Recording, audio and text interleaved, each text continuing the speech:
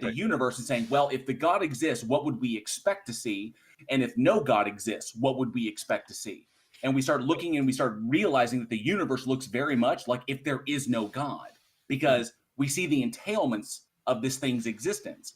So the problem is that this whole concept is like, oh no, God is spaceless and timeless and outside reality and operates through miracles.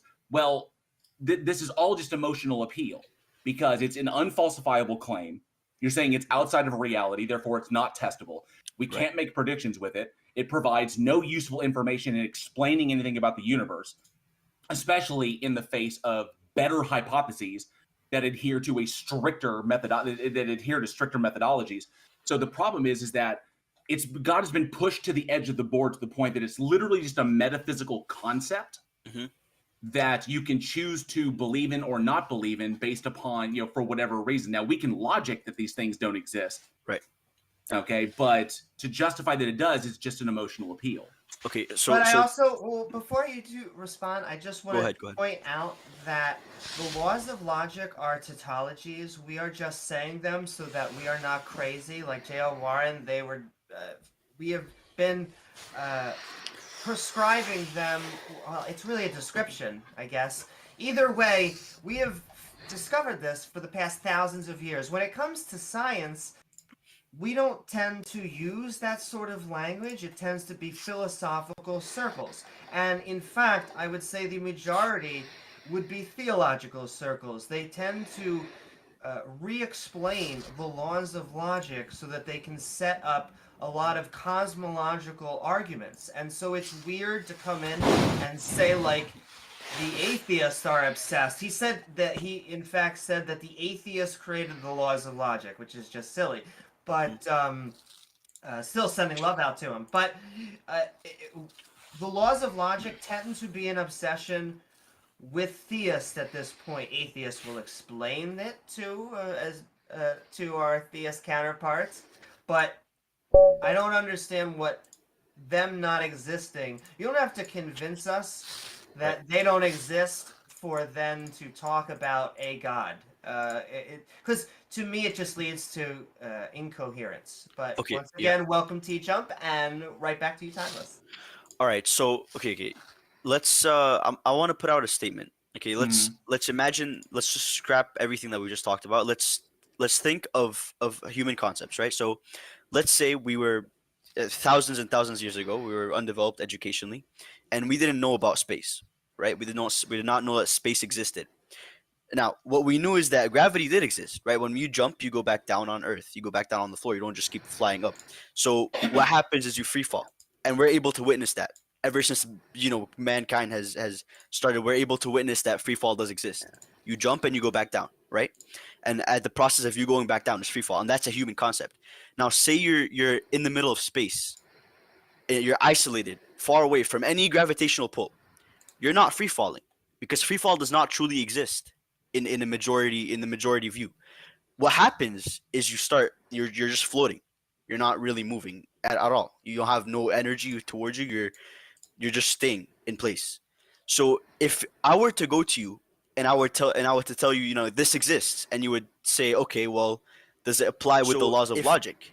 It would not apply with the laws of logic, because free falling is the only thing that you're mentally able to process, because that's the only thing that you're able to witness in the present time. Timeless. There's a little flaw in your plan, because there's nowhere in the universe where there is no gravity. Wait, you said it wouldn't apply. It can be so little that the effects barely show, and you need instruments to measure them, but there still would be influence of gravity no matter where you are in space. Wait, would free fall be a contradiction though? So just to clarify, is he saying that the laws of logic don't apply to God? That's what he's arguing? Yeah, they don't apply to God. They don't apply to things that we can't understand humanly at the present time right now. Does God exist? So Peter, let's say, quick question to solve this. Is Allah also Mary, the mother of Jesus? Sorry, can you Is Allah also the Mary, the mother of Jesus? No. So Timeless, what he's asking then is the Timeless. laws What of he's logic asking. apply to Allah. It sounded like he wasn't grabbing it. The problem is you just said that the laws of logic don't apply to God. Okay, Right. that's fine. You can hold that position. The laws of logic do not apply to God. This means that A equals A is not equal to not A, that these don't apply to this God that you're asserting. Okay. But what this logically entails is that God can both exist and not exist simultaneously. God is both God and not God simultaneously. Exactly. Because you have defined it this way, it is logically incoherent. All right, so I'm sorry. I'm gonna reword myself. It's not that it doesn't apply; it's that it can't apply. You cannot apply it to God. You Okay, can't. that doesn't matter. It doesn't matter. God is not God. The same entailment. No. It's that God is God, but yes, no, Timeless. If God is God, then the laws of logic apply to him. It's Timeless. The laws of logic is a human concept, just like how you see free fall. That is a human concept. Timeless. Stop. When you state that a thing exists, you automatically invoke the laws of logic because you are stating that it exists as opposed to not existing. All right. So the thing, you've already invoked them just by stating that, which means that the laws of logic do apply to God. If this thing even exists. If it exists by virtue of its own existence, that means it is itself and it is not anything that is not God. Yeah. Which means that it is God. There is a distinction between what is God and what is JL, and what is TJump, and what is Peter, and what is the planet, and what is the moon, so on and so forth. So you cannot state that the laws of logic don't apply to this thing while also stating that it does exist. These are contradictory positions that lead to logical incoherence. Okay, fine. Let me say that God is God and nothing else is not God. All right. Let me say that it does apply. Okay. But what then? How does this prove me wrong? Because most theists use the laws of logic. They try to use it against us to try and come in here and say the laws of logic are something that atheists try to put forward as why God doesn't exist. In my opinion, is silly. I've never seen an atheist do that. What's your argument? Let me help you. Let me help you out. Sorry, just a sec. It's an interesting progression from the earlier claim by somebody else that their laws of logic are just made up by people and have nothing to do with God, and now to say what Amy just highlighted. It's interesting how things move around so much with this. Timeless. What's your argument? What is your original claim? My original claim is that how can you apply something that's human made to something that's divine? Because we had a person earlier that we had a person earlier that claimed that God exists, and then someone here from the panel used the laws of logic, and we're not able to identify it properly. Timeless. It's not human made. It is how we describe it is reality. Peter, who's we? We are humans. Human beings. God is not human. Sorry, do you think God is not human made? Guys. Sorry, do you think God is not human made? Can I give this a shot? Do you guys all stop for a minute and just because I wanted to just finish. Maybe I can help Timeless out. I don't think what you are looking for is that the laws of logic have to apply to God. Otherwise, he is not God. That's one. That doesn't help. But what you're looking for is that God might be able to suspend the laws of logic when interacting with reality. If you go from that standpoint, you could actually make an argument. But the moment you say that the laws of logic do not apply to God, then God is not God, and we're already done. All right, fine. Let's just say that I said before. Let's say that the laws of logic do apply to God, and God is God itself. But how does that prove that God does not exist? It doesn't. Someone here used it. It doesn't. Right. So why did you say it doesn't prove that God exists? It also doesn't prove that God does exist. Wait. How does it not? One sec, Peter. One sec. You guys, you're faced with here, and this is what we would like you to do is bring us something so that we could accept that God exists. Okay, so Timeless, you said that your original claim was that you can't use human concepts to describe God, the divine, right? That's what you said. Yeah. So if I can make up a human concept that says, here is the divine and here is the not divine, that's using a concept to differentiate things, right? So I can say the divine, the word divine, describes the divine things, and the word not divine describes the not divine things, right? So I can make up a concept like the word divine and apply it to the divine things, can't I? Yeah, but that's just a word. Right. So that's a human concept. You're word. describing it. No. You're describing it. What I mean is that you can't. For example, you can't use a math question in order to solve. What TJump? What Wait, TJump no, is Peter, saying let him is finish. that Peter, if you let him don't finish. have No, human Peter, stop. concepts to Peter, stop. Peter, describe stop. Holy shit, stop, can't Peter. Peter, describe shut up. God. Peter, stop. Let him finish. It's timeless. Go ahead. So you can't use a math question in order to find God. You can't use the laws of logic, which are laws placed by humans to define God. God is a miracle. God is a divine thing, right? The things that he does are miracles to us. Wait. No, Peter, shut up. How Peter, do you shut up. define Peter, God? shut up. Let him finish. Holy shit, Peter. So my definition of God is divine, because everything that we've seen that may be out of the abnormal or out of the human concept of just being Well, able give to us understand. Oh my your God! definition. Somebody mute Peter. Stop Peter, do interrupting you him. not hear TJump talking with him? Give him a moment, man.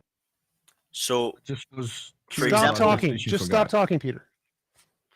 So for example, like let's say that how So I just want to Prophet clarify. Are you saying Moses- that we can't use human concepts like logic and math to prove God? Is that your argument? you can't use any human concept to prove God. Yeah, you can say that, oh, God is divine, but divine is a descriptive word. It's just you're just saying what's going on. You know what I mean? But you can't apply law. You can't apply laws and formulas to understand what God is. God is divine. God is like everything that God does is a miracle to us. We don't understand it. We can't understand it. We can't comprehend it. Can you comprehend how Mary was a virgin? No, you can't. You can't. Can you comprehend how? Wait, I can comprehend those just fine. So like we can use human evidence to show God exists just fine. So like if I say, God, I believe in you, please give me a gold brick, and a gold brick appears in front of me, that would be great evidence of a God. So I don't understand why you think we can't use human reasoning to justify the belief God exists. So I mean, it sounds like you're arguing for our side, because we kind of agree that there's no evidence of a God, but it's possible to provide evidence of a God using human reasoning. No, there's absolutely evidence that there's a God. Everywhere is evidence that there's a God. Everything that we do is evidence that there's a God. But wait, I thought That you makes just no said sense. said that we so- can't use human reasoning to indicate the divine, but all of the evidence is human reasoning to indicate the divine.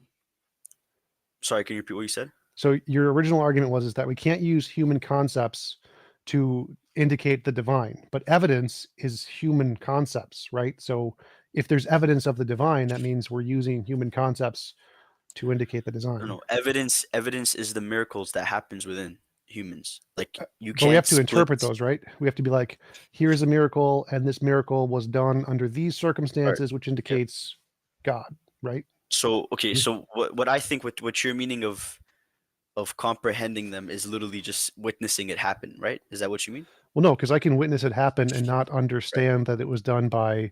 Are you Muslim? So Allah. Yeah.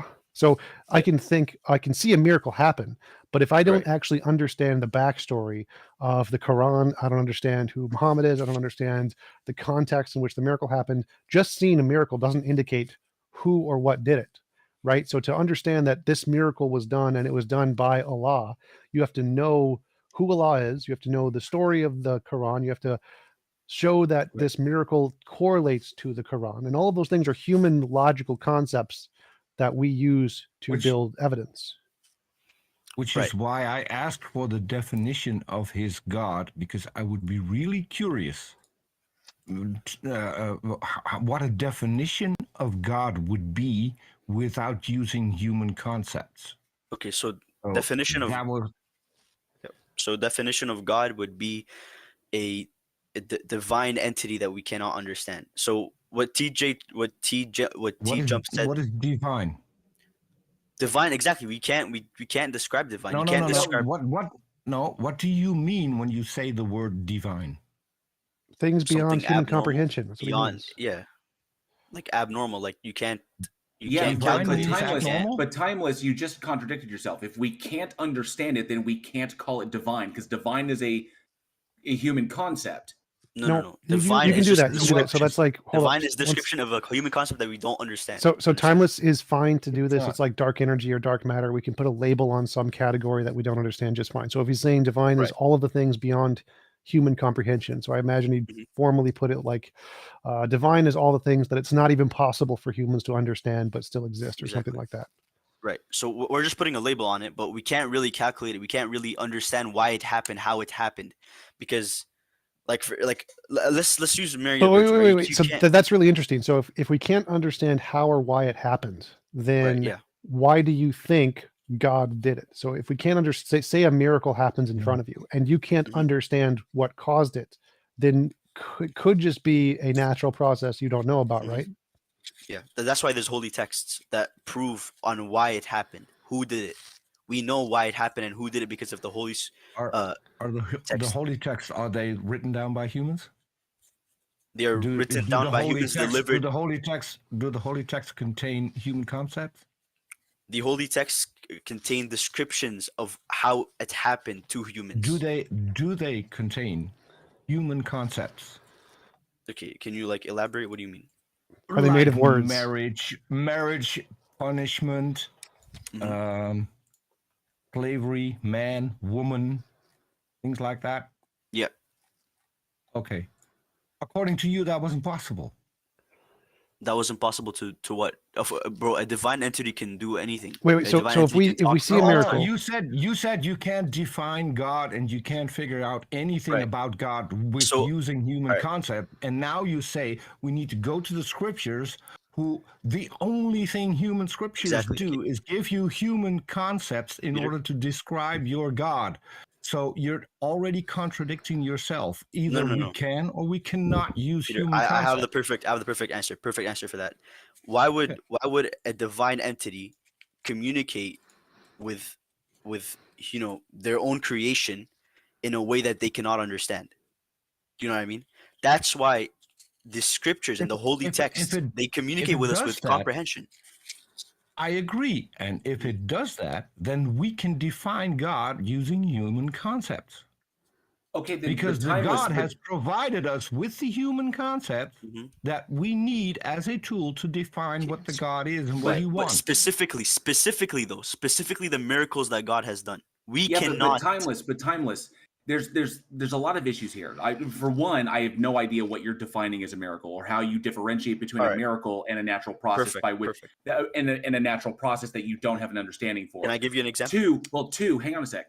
Two, you're referencing holy texts. I'm assuming like the Quran, okay, Mhm. that gives explanations for particular things. So you're saying that this unknowable, ununderstandable entity is speaking coherently with human beings to describe certain effects in the world that we observe. But then this book was 1900 years old. And then today we 1400. look back and we understand that they got much of that wrong. So, for example, there is no identification of germs in the Quran, or the germ theory of disease. All right. So, or no concept of cells. Right. Like, But you know, why would a divine? but hang on a sec.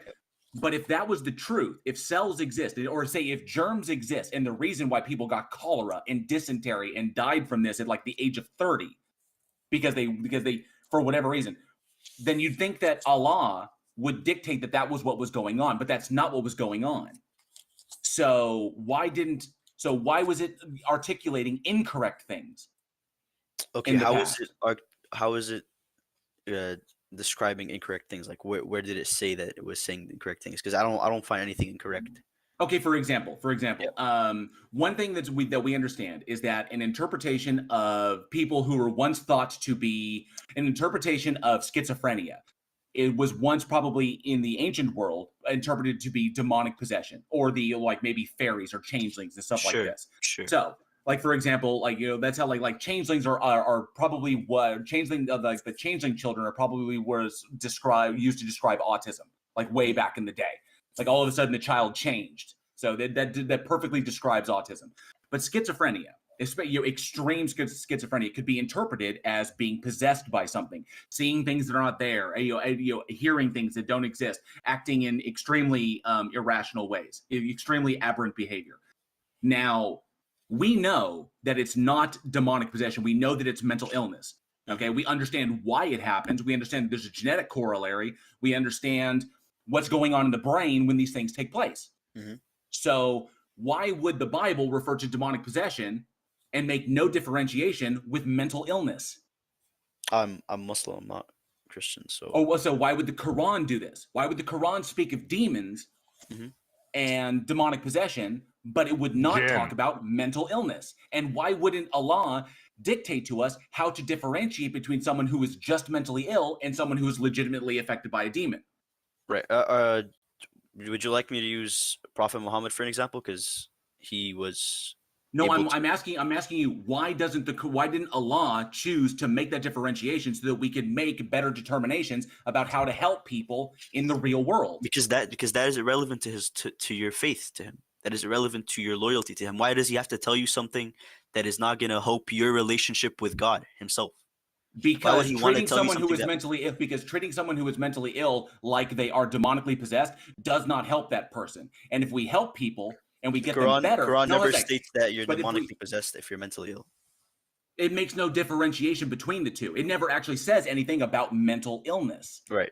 And it doesn't say anything about anything. It talks about demonic possession, but not about mental illness. Because demonic possession is something to do with divine, something to do with.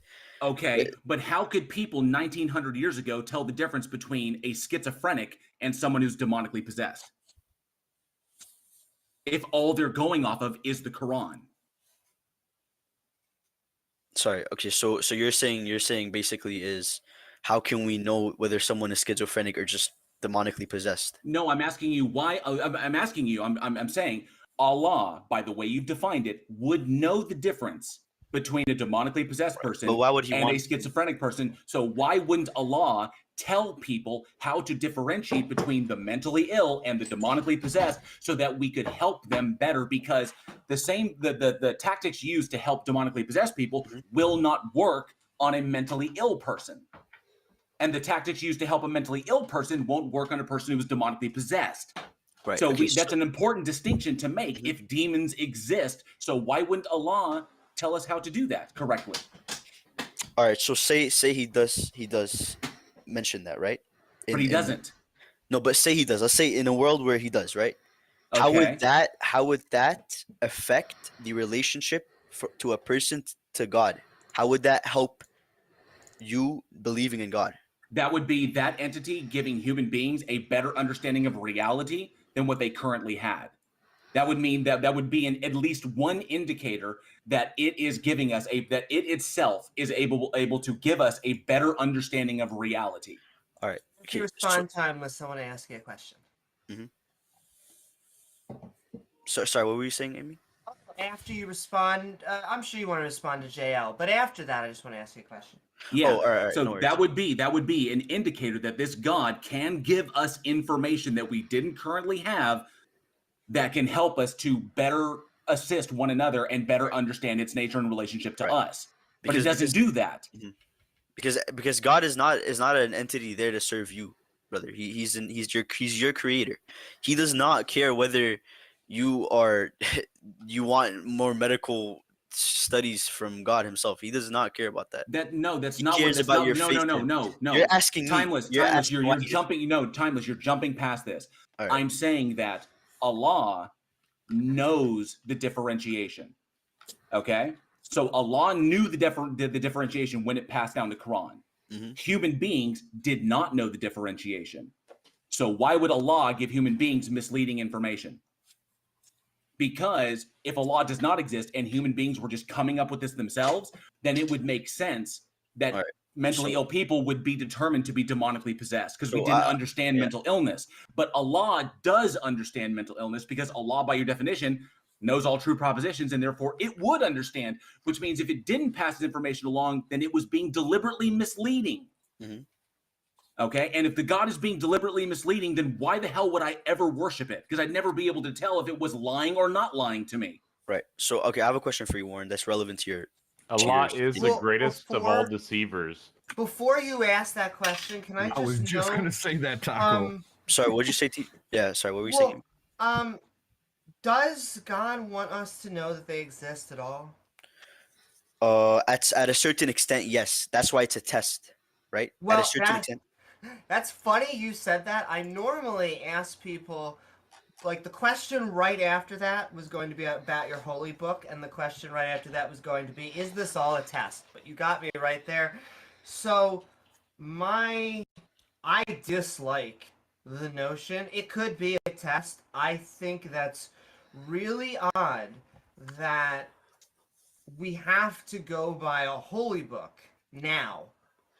But prophets and people at the time, when the prophets were living, they all got first-hand interaction with God. But it just, don't you think it seems odd that now that we have cell phones and technology that can actually record miracles, that miracles have become much more lame and tame, and it's not the type of stuff that we actually see in the Quran? And why this test? Because it just seems like God is being coy, because if you read the Quran, he really, really, really, really does not like disbelievers. Like, he'll make, the Christians and the Jews secondhand citizens. He's like, whatever. But he really dislikes disbelievers. So I don't get this Amy, test. Can I expand on your question before he answers? Sure, because that is my question. Just a little a qualifying question for you, Timeless. Is Allah all-knowing? Is Allah, sorry, what? Is Allah all-knowing? What do you mean by that? Can you elaborate? Like, Does he know everything? Does Of it course. does it know all true propositions? absolutely. And just before you continue, let me just answer. Timeless. Hold on. I just needed a yes or no. If he knows all true propositions, why does he need to test us? So why does he need to? Sorry, what? Why does he need to test us if he already has the answer? Well, because if you go to someone and he tells you, oh yeah, you stole that car, for example, right? You wouldn't know yourself if you stole something. You know what I mean? You have to actually But do Allah, the action. Allah wouldn't know either. Can we go back to Allah Amy's wouldn't know either. question? He's testing us. Amy, what was your question? Yeah, sorry, let me just answer Amy's question first. Amy, so you said that, why would God, who's testing everybody, really, really not like disbelievers? God that is very, supposed to be the creator of all, caring of all, right? That's your question. Seems like if his goal is to get the most believers, and it really peeves him when you don't believe him, then it seems like he should just do what he did for Muhammad and the other people of the time. Come down, talk with us. All right, so Amy, the answer to your question is that the God, he does hate disbelievers, but God is also extremely merciful, right? The God is extremely merciful. They say that God is like Allah is more merciful than your own mother, right? Aside from all the Hindus and the Christians that the Muslims killed, correct? Aside from all the Hindus. If that's the case, Timeless, why did he even go to Muhammad and dictated the Quran? For what? What are you asking? You just said God is merciful, so he doesn't really care if you believe or not believe. No, he does. Absolutely, he does. But he's extremely merciful. He wants you to repent. He wants you to understand that God exists. He wants to test your loyalty to him. He wants to really see that. He doesn't want to give us a sign that he exists. He has given you signs. He has given you signs that he exists. Timeless. What? These individual signs that you're talking of, no matter what you bring up, we can always, and we have. TJump has done it. Randolph has done it. I have done it. Peter has done it. All of us have looked at these signs that you bring up, and we can always break them down to either confirmation bias or arguments from incredulity, or we can always break them down to a logical fallacy. Okay? Right. There's nothing concrete. There is nothing concrete Exactly. that this entity. There is nothing concrete that this entity has given us. Okay. Right, so you're automatically saying to me that whatever I give you, right, it's going to be invalid. Timeless. I will entertain this. Give me your best sign from Allah. Let's break that down. All right. I'm gonna give you one that I know of a lot. The best sign that Allah gave us to let us know that He exists. Do you want it to be written in the Quran, like something that's like a miracle? Just give us yours, dude. I want your best sign. The one you know of. You don't have to be exactly specific. I'm just asking for your best sign that Allah gave us that He exists. It's not a trick All right. question. Yeah, just give me a second. Is it fine if I grab my Quran's like near my room? Sure. All right, give me a second. Sure. Well, Yeah, okay, no hang on a problem. sec. Hang on a sec. Timeless. Hang on a sec. I know he just. I don't know if he can still hear me, but we just asked for his best Sorry, evidence. sorry, Now, what? so timeless. Like I just said, Yep. you could bring up anything, and we can break that down to why Yep. it's fallacious. Okay. Mhm. So you're literally saying your best evidence that this best thing for a sign that this thing exists, Mhm. and you're going to the Quran. Yeah, because it's the holy book. It's the words of God. Right. Okay. Yeah. Great. But doesn't that presume it already exists for the Quran to be true? Sorry, what is it? Doesn't that presume it already exists for the Quran to be true? So What do you mean? anything you pull from the Quran, Yeah. how can I determine that exists? Just because the book exists doesn't mean what the book says in it actually exists. For example, Spider-Man lives in New York, and I know that New York exists. Does that mean Spider-Man exists? No, it does not. Yes, No, I'm not. I was not going to get you. Yeah. Hang on, but you're going to the Quran. Do places that exist in reality, are they written about in the Quran? Absolutely. Does that entail that Allah exists? No, it does not. Why doesn't it? Like It why? doesn't logically entail that it does. You have But to why? demonstrate that the thing exists first before the Quran itself could be true. I don't agree. I'm willing to. I'm Why? willing to I- entertain. I'm Warren, willing I- to entertain his best evidence. Please let him. All right, give let me his just best grab my book. I'll evidence be and back. then look at that specifically.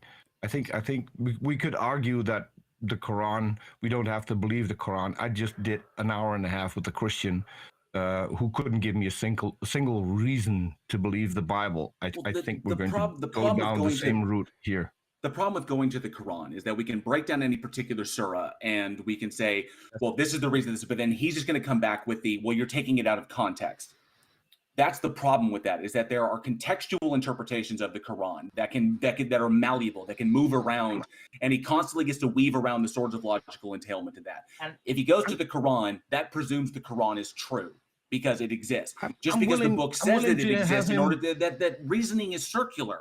Well, not I'm necessarily. willing to Like give him the benefit of the doubt that what he says, that he will give me sufficient context in order to grasp the It is evidence that getting he provided. about time to move on to the next guest too. So Yeah, timeless. Come on with your Sorry, I'm best back. evidence. All right. I heard that you guys don't have much time left. You want to go back to you want to go to the next person. Give me So I'm your just gonna- best evidence. Your best evidence that Allah right. gave us that He exists. All right, I'm gonna give you something that everybody knows. All right. Okay. How was Prophet Muhammad illiterate, like literally cannot read and write? How was he able to deliver a book? Because you think I don't know. Hold on. Let's break. Time out. Let me respond. Mhm. I don't know that Muhammad was illiterate. I don't know that God dictated anything to him, Mhm. or that he wrote it down. I can't go check that. So next. Okay. I'd say You also don't know that timeless. I would say he delegated to others. Real simple answer. he how can he delegate to others? actually If has the answer here. He actually, according to I think some of the hadith, he had scribes. So that's not a problem. okay, I can use the same argument that Peter just used against me right before you said that statement. I could just say, "Oh well, I don't know that." Here's the thing. The thing you just brought up Yeah. is an evidence that maybe Muhammad was part of how the Quran came into existence. It says nothing about Allah existing. All right, let me grab you the verse. Then. I want your best evidence that everyone has had. I'm gonna according get to you Before we move that on, Allah exists. can I just convince you, Timeless, of this point? My question to you is, what makes more sense to you, that a leader of the time had access to scholars who were able to actually dictate what his views and beliefs were, that an angel from God came down and just gave him the book? Right. You see, We're now getting we're away- gonna have we a don't- now we're gonna we have don't a we don't have a lot of time. Let's stick to this one thing. The best evidence Sure, but you that haven't Allah convinced gave us him that. for his existence. Because if we're going to go down the rabbit hole of Muhammad and how the Quran came into existence, we're going to be here tomorrow. I want one thing that is specific just for Allah, that Allah gave us, everyone, people who don't have a Quran, knowing that he exists. All right, just 1 second, Peter. Amy, this everything that you said like right now is a complete assumption. We don't know that that's exactly what happened. You don't know that Timeless. George Washington Let's skip became. this. All right, Let's skip all right, this. all right, You all right. said that Go. everyone was presented evidence of Allah's existence. That includes the people who do not have a Quran or never had access to a Quran. I want your best piece of evidence for people who do not have a Quran, never had access to a Quran, have no clue who Muhammad is, have no clue what the Quran says. What is your best evidence for Allah? All right, just 1 second. I'm opening it up. It's just a simple sign on the book. It's something that you guys can understand. Hold on. Well, I mean, he already presented like 3 things already, or a lot more than that. If you're going to the book, then you don't understand my question. You're asking me to give you a sign that can somehow present that a divine entity exists. I specifically said, give me something that Allah gave me if I never have heard of the Quran. We need to move on to the never next. read the Yes, Quran, Peter, we've got other never people heard in of queue. Allah. What sign did Allah give me to make sure that I know that he exists? He has given you many signs. The many signs are in the book, Peter. Here's a quick tip. It's not in the Quran. Because I don't have a Quran. What do you mean?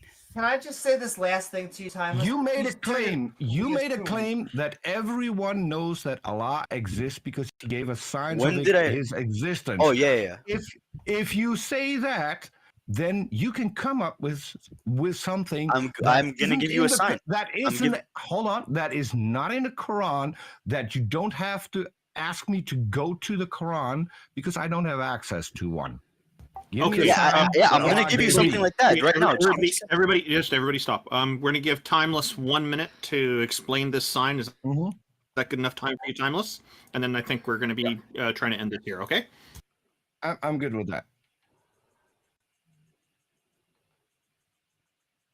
It's not. No, you don't get it. Peter, give me something. Peter. Give me something other than the Quran. Here. Okay. Peter, we're going to give him 1 minute, and then after that, you can object. Okay. He's done after 1 minute. Okay.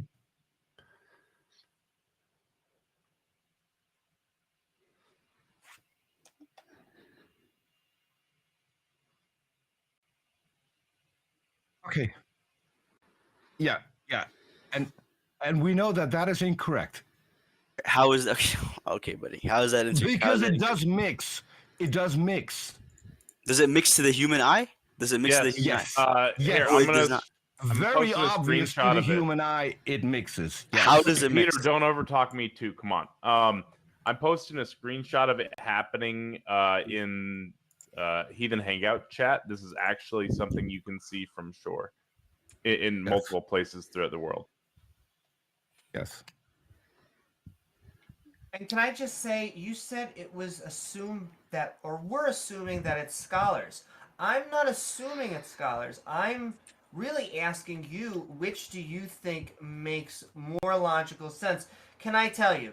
Let's say a different, a Christian comes to you and says, look, there was an actual prophet in between Jesus and Muhammad, okay? And not only was he illiterate, but he was blind. So he had no way of being able to write this book. How could it possibly anything but an angel, Timeless? All right, Amy, I will answer that right now. Taco, that's exactly that perfect. You know, the picture describes what I'm saying perfectly. There's a barrier in between. The problem is that if you go underwater just a few feet, you can see it mixing. That might not be something that Taco can just pull up, but we know the water is mixing. So if you go underwater, you cannot see. Literally, you cannot see. You can literally see it. If you go underwater, see- there's a certain amount of sunlight that comes into it. Can I makes- finish? Can I finish? Okay, go for it. Underwater, you can see the gradient where the two waters mix. All right, show me. Yes. Show me. I don't have a picture here right now, but you can, Can you go get me a look it up. picture? I got you a verse. Can you get me a picture? So Taco can- is you can correct. go look it up. Taco is correct. We do have to move on, but timeless something that you need. But so we just close this out. Timeless something that you really do need to consider. Considering your first claim that how could an illiterate person dictate the Quran or make the Quran? Oh, you want me to answer? No, I don't. wrong- You need to consider this. How are you able to determine the difference between a person who is being informed by this entity that you say is out there, and then dictating it to people who wrote it down? Right, you can't And because someone, and someone who is just making it up and dictating it to people who write it down. How Right, can you determine the difference between those two? right, you can't because it's a divine. Boom. It's a That's divine. it. No, timeless. There is no. You simply Brother, cannot. You Warren, cannot Warren, determine I've the told you difference. from the start, brother. So I've told you from no. the start. At a certain extent, God will not offer you all the evidence because Sorry, he's exercising your faith. He is seeing if you are going to remove all the. Timeless. Stop. Then the onus is on your God, and is not on us. If the God refuses to give evidence of itself, that is not on us. That is on your God. He has given evidence of himself. It is He has. not. He is not. Yes, he Okay, has. Yes, he has. no. What he we hasn't move on done is now? he hasn't showed it to you. Timeless. Timeless, Everything let me help you everything out. that you can Let's- can we present, move on each now? one of us on here has knocked down at one time or another. Can we move on now? Okay. Timeless, let me help you out. No, let's Taco not. Let's posted not keep going. pictures. Let's move All right, on. Let's we're move on. gonna to go the ahead next and move one. on. He said way I too want, much I time. want, I want to get No, this no out. more, Peter. It's Taco over. posted We're the moving on, Peter. pictures. On those pictures, there's nothing that indicates that Allah is doing this. Nothing whatsoever. Yeah, it's just a It could be a difference different. in It could be a density of water. different God. Okay, let's. It could be a different God. It could be any God. It could be just physics. Thank you, Peter. All right. Apostolic agent, welcome. Sorry, Hello. just before we go on, I'd just like to quickly comment what for our audience for what being talked about there and the lovely pictures Taco is posting in the Discord chat. There's a part of the ocean where you've got salt, more salt content in the water and not. And the claim that's being made in the Quran, as I understand it, is that salt water and fresh water can't mix. Anybody can do this experiment at home. You take a glass of water without any salt in it and another glass that's got all kinds of salt in the water, and you mix them together, and you will find that it's a little less salty, but it's mixed. Very easy experiment to do to refute that part of the Quran. Now, apologists are probably going to try to have some other explanation on it, and whatever that explanation is, you can count on that being a lot more complicated than the simple experiment you can do in your own kitchen. Thank you very much. Welcome, Apostolic Agent. Hello, Happy New Year. So my contention is, I'm not trying to prove theism here. I'm trying to prove that perhaps you're better off taking agnosticism than atheism as your perspective. So is it okay if I lay out my argument for about Sure. 1 minute? But I need to clarify, agnosticism and atheism are parallel classifications. Agnosticism deals with not having the knowledge of something and of deities existing, and whereas atheism is focused on not believing. So you're saying that we should start believing something and abandon atheism, in effect, is what it sounds like to me. But go ahead with your argument. Okay, so part one. Okay, so there is no firm basis upon which to judge that theism or atheism is intrinsically more probable than the other. Part two. There is no firm basis upon which to judge that the total evidence favors theism or atheism over the other. It follows from 1 and 2 that 3.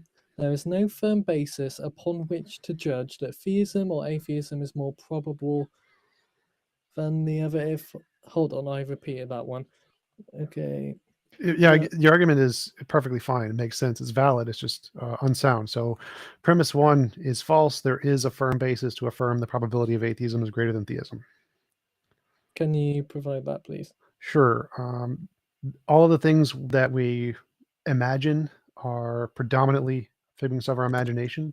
Very, very rarely do they correspond to reality. And so until evidence is provided for any given hypothesis, it's more rational to conclude that it's imaginary than real. And so God, as any hypothesis, is more likely to conclude it's imaginary until evidence is presented.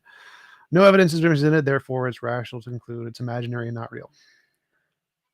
Yeah, sure. So I pretty much agree with you. So, but my thing is that I think it'd be a bit more honest, to use the word agnosticism, because what you're basically doing, you're sort of delaying your vote on whether this intelligence is actually real or not.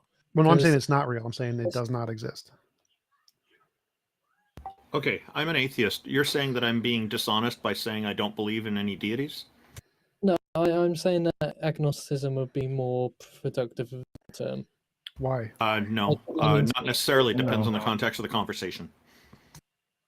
In what sense? Being an atheist only means one thing. You do not believe that a God exists. Being an atheist does not mean that you believe no gods exist. Well, clearly he's Is trying that to argue helpful? that saying no gods exist is less rational than saying we don't know. No, I understand the I agree argument he's with trying to that. make, but I want to say let's I do agree address. with that point, actually. Well, no, I don't. That's why I want to address what he's actually saying. I think it's more rational to say God does not exist than to be agnostic and to say he may or may not exist. So I think the probabilities interesting. indicate God does not exist is a more plausible explanation. So what is your argument against that? So your statement, just so I don't strawman it, so It your is more statement probable was, God does not exist. and you said that was because the things such as God are from our imagination, wasn't it? That was what you said Anything. before. Any hypothesis presented by humans is more probably imaginary than real. And so until evidence is provided, it's more likely that it is an imaginary concept, just like unicorns, fairies, Santa Claus, Yeah, but you UFOs. can't prove that it's not real. I don't need to prove it's not real. I just need to have, if there's no Well, I reason mean, to believe it well, is, wait. So if there's no reason to believe it is real and there's reason to believe it's not real, that is evidence to the conclusion it's not real. So all I need is I some agree. evidence against the hypothesis it's real. Like, for example, humans make stuff up. If humans mostly make stuff up and God is a concept like any other concept, then it's most likely a made up concept. You got my sure. support on this, TJump. Yeah. And apostolic, I mean, the way I understand it is like, agnostic speaks to knowledge and atheism speaks to belief. So in that respect, I can know something doesn't exist and I cannot know that something, doesn't exist. So it really depends upon the God that you're talking about, because Mhm. that certain specific logical entailments that by virtue of those entailments, if they present logical contradictions, then we could say that we can know that those things do not exist. So we Well, I can wanna be s- a Gnostic atheist when it comes to a specific God, depending on which one we're talking about. But if we have that delineation, right, that Well, I think his argument isn't about a specific God. He's saying that just talking about general theism versus general atheism, that it's more rational to say that you are agnostic than to say that you are an atheist. I think I want to take the steel man in his argument, take the strongest possible form and say, no, I think it's more likely that general theism or deism is less rational than to think atheism or naturalism is true. So that's given the strongest form of your argument, what would be your objection to my position that atheism and naturalism are more rational than to believe in theism or deism or any version of a god? So I suppose this would come down to, I'm not really qualified to speak on these things. I don't know much theology or stuff, so I'll suspend judgment on that. Can I give another reason why I think atheism is more probable than theism? At Yeah, least go ahead. all of the ones that we've seen so far, and that is because right now, all of the available evidence points to a naturalistic form of consciousness. And so we have no examples of natural laws of physics coming from creators. That tends to be a description. We're just describing what's going on. We're not actually an agent and we're prescribing. That, as far as we can tell, it's just this branch of life on Earth.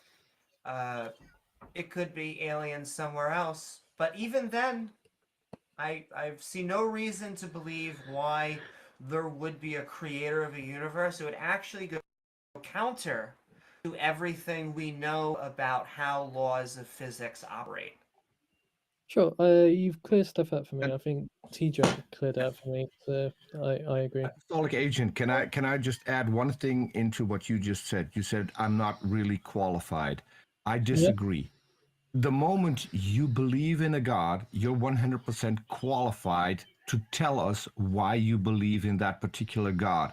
You don't need to be a scholar. You don't need to be well-versed in conversations like this. You know what you believe. You're the only one who knows what you believe. So there's only one person on the entire planet who is qualified to talk about what you believe, and that is you. I think he was specifically saying he wasn't qualified to talk about those academic fields to argue against them. I don't think he was talking about his particular. I'm just trying to help him out, because a lot of people will not come on the stage because they think they're not qualified enough to have this conversation. I would like to see just everyone being able to come on the stage and talk to us about the God they believe in, whether or not they think they're qualified in academic That's fair. propositions. Okay, yeah, sure. So I agree with that. People should Thank be you, more Peter. confident. All I was saying is what TJump just said. I don't have any sort of academic like theology degree, so I won't be able to prove anything. But you guys have answered a lot of questions. I will just suspend judgment because I ultimately take my faith on faith. So, but can Cool. I ask one more question? It's a bit more of a Just want to say, appreciate your questioning and bringing this up and challenging us on this. So go ahead, go ahead with your next question. And your intellectual Uh, honesty when you're admitting that you're not qualified, that is an admirable trait to have. Yeah. thank you. It's like a breath. It's like a breath of fresh air in here. I swear. Yes. Also, I It is. want to say I think maybe a lot of people have different versions of agnosticism than the ones that Huxley put forward. So the original Huxleyan agnosticism was just that it's wrong to claim certainty of something that you can't support with evidence. And the claim of certainty is not required for belief or non-belief. So he's not saying you can't say whether you believe or not and give your reasons. He's just saying he's sick of people saying that he must prove that he is certain to say he doesn't believe in God. And he's also sick of people claiming that they are certain God exists without justification for that position either. But he's not saying it's worthless to engage in a discussion. And he himself didn't believe in Abrahamic God of any kind. I would just look at ethics of belief in the Stanford Encyclopedia of Philosophy if you want to learn more about Huxley's ethic of belief, and I would look at Clifford's as well because it's a much stronger position. Sure, thank you. So my other question, this is sort of a joking question. So if you had to be religious, what religions would you guys be? Jainism. For me, most likely, I'd go for Satanism, and the reason, or Randism is the original name for it, because the 7 tenets of Satanism read like a human rights charter. I don't think they actually believe in I God am an either. ordained minister in Judaism, so I actually agree with answers the T-Jump. question. I'd probably side with Jainism as well. Yeah, I think he's asking like Proudly actual creating- religions, of the actual religions that aren't parodies. Like, what one would you choose?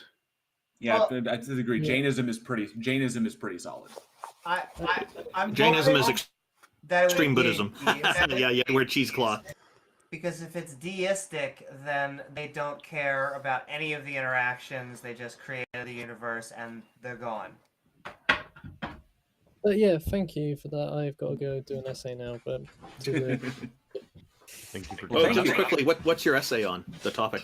so I'm taking politics at uni, so it's on international relations stuff. So Oh, nice. Oh, Nice. interesting. Well, hey, I hope your essay works out really well for your marks. Take care. yeah, Thank you Happy for New joining Year. us. man. Thank you. thanks for joining us, Apostolic Agent. That was funny. Someone in my live chat was like, "You down with SCP?" Yeah, you know me. This next one is going to be an interesting character. He's been spamming me since the first guest, so let's see what he has to say. Hello, welcome. Thank you for joining us. I want to be a prophet right now. I feel like you may be a Muslim. Oh, This must, oh, this he must- left. this- Yeah. Oh, he's back in queue. It might have had a technical Telephone challenge. issue. Are you with us now? Welcome. If your mic's not working, close out Discord and then relaunch it. Also, a common thing that Discord likes to do is reset your input. And so if it'll make your output and your input the exact same thing, and that was not a good thing. Oh, hey, Amy, if you give me $5, it'll be a well, profit. I'm there. We hear you now, I He's think. here. Yeah, finally. So I'm sure you guys already heard about the kalam cosmological argument, or have you not? I have. Yeah, and Yes. I reject it right from the very beginning. But Oh, yeah, no if you- shit. You reject it. You're an atheist. So what? Go ahead. Go ahead. Well, I don't reject it. I don't reject it because I'm an atheist. The problem with the main problem. I want to let's let him go Wait, first. Just a sec. Just a sec. Give me a sec. If you already know about No, it, hang on. I'm just trying to tell you, and then I'm going to give you a chance. So the main problem with the kalam is that it doesn't have a direct link to any kind of deity. But keeping that in mind, go ahead and present it. We'll be interested to hear your perspective on it. Right. So, I'm sure you already know what the kalam cosmological argument is, but if I need to present There it, are multiple, so present yours. Let's let him yeah, just let him go. Mine is fairly. Mine is fairly simple. Please present the it to our kalam argument is audience. as follows. So, first off, whatever begins to exist has a cause, right? Sure. Second, the universe began to exist as Incorrect. we know, and then third, therefore, the universe has a cause.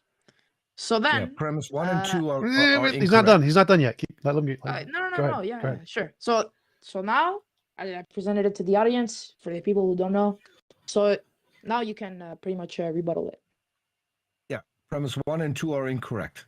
So Right. So what's premise one? I'm just trying to know if you everything that begins to exist has a cause. That's incorrect. I don't think that's incorrect. So, okay, yeah. There's diverging opinions, but fine. Well, why do you think it's incorrect? What's your That there are particles that come into existence without an apparent cause. Well, can you repeat that? There are particles that come particles- into existence without any cause. They go Sorry. out of existence too without any apparent cause. Yeah, it's virtual particles, and we've demonstrated it in Yes. the lab. Yes. Right. So, and the second one, what you said is the universe began to exist. It's also wrong. It Sorry, you think changes it didn't become to states. exist? It changes states at the Big Bang. It changes It's a states. change of state. It's a change of state. It didn't Yes. begin to Can exist. you go more deep into that? I mean, that doesn't make It always sense. existed. It's Laws of eternal. entropy. All right, so It's eternal. right, It so didn't you can begin say to that, exist. It's eternal. rather than saying the other way. But Yeah. So premise 1 is incorrect. Premise 2 is incorrect. Therefore, the conclusion is incorrect. no. Yes. Can you? Yes. All right. So let's begin with the premise 2. The universe began to exist. Do I need to present the Hilbert-Sortel paradox, or do you have or do you have a counter argument to that? I need to present it? There's no logical For contradiction. those who might not know what it is, what is the Alright, Hilbert paradox? All right, sure. I'll present it. So imagine that there's a hotel with an infinite number of rooms. Now imagine that all the rooms are full.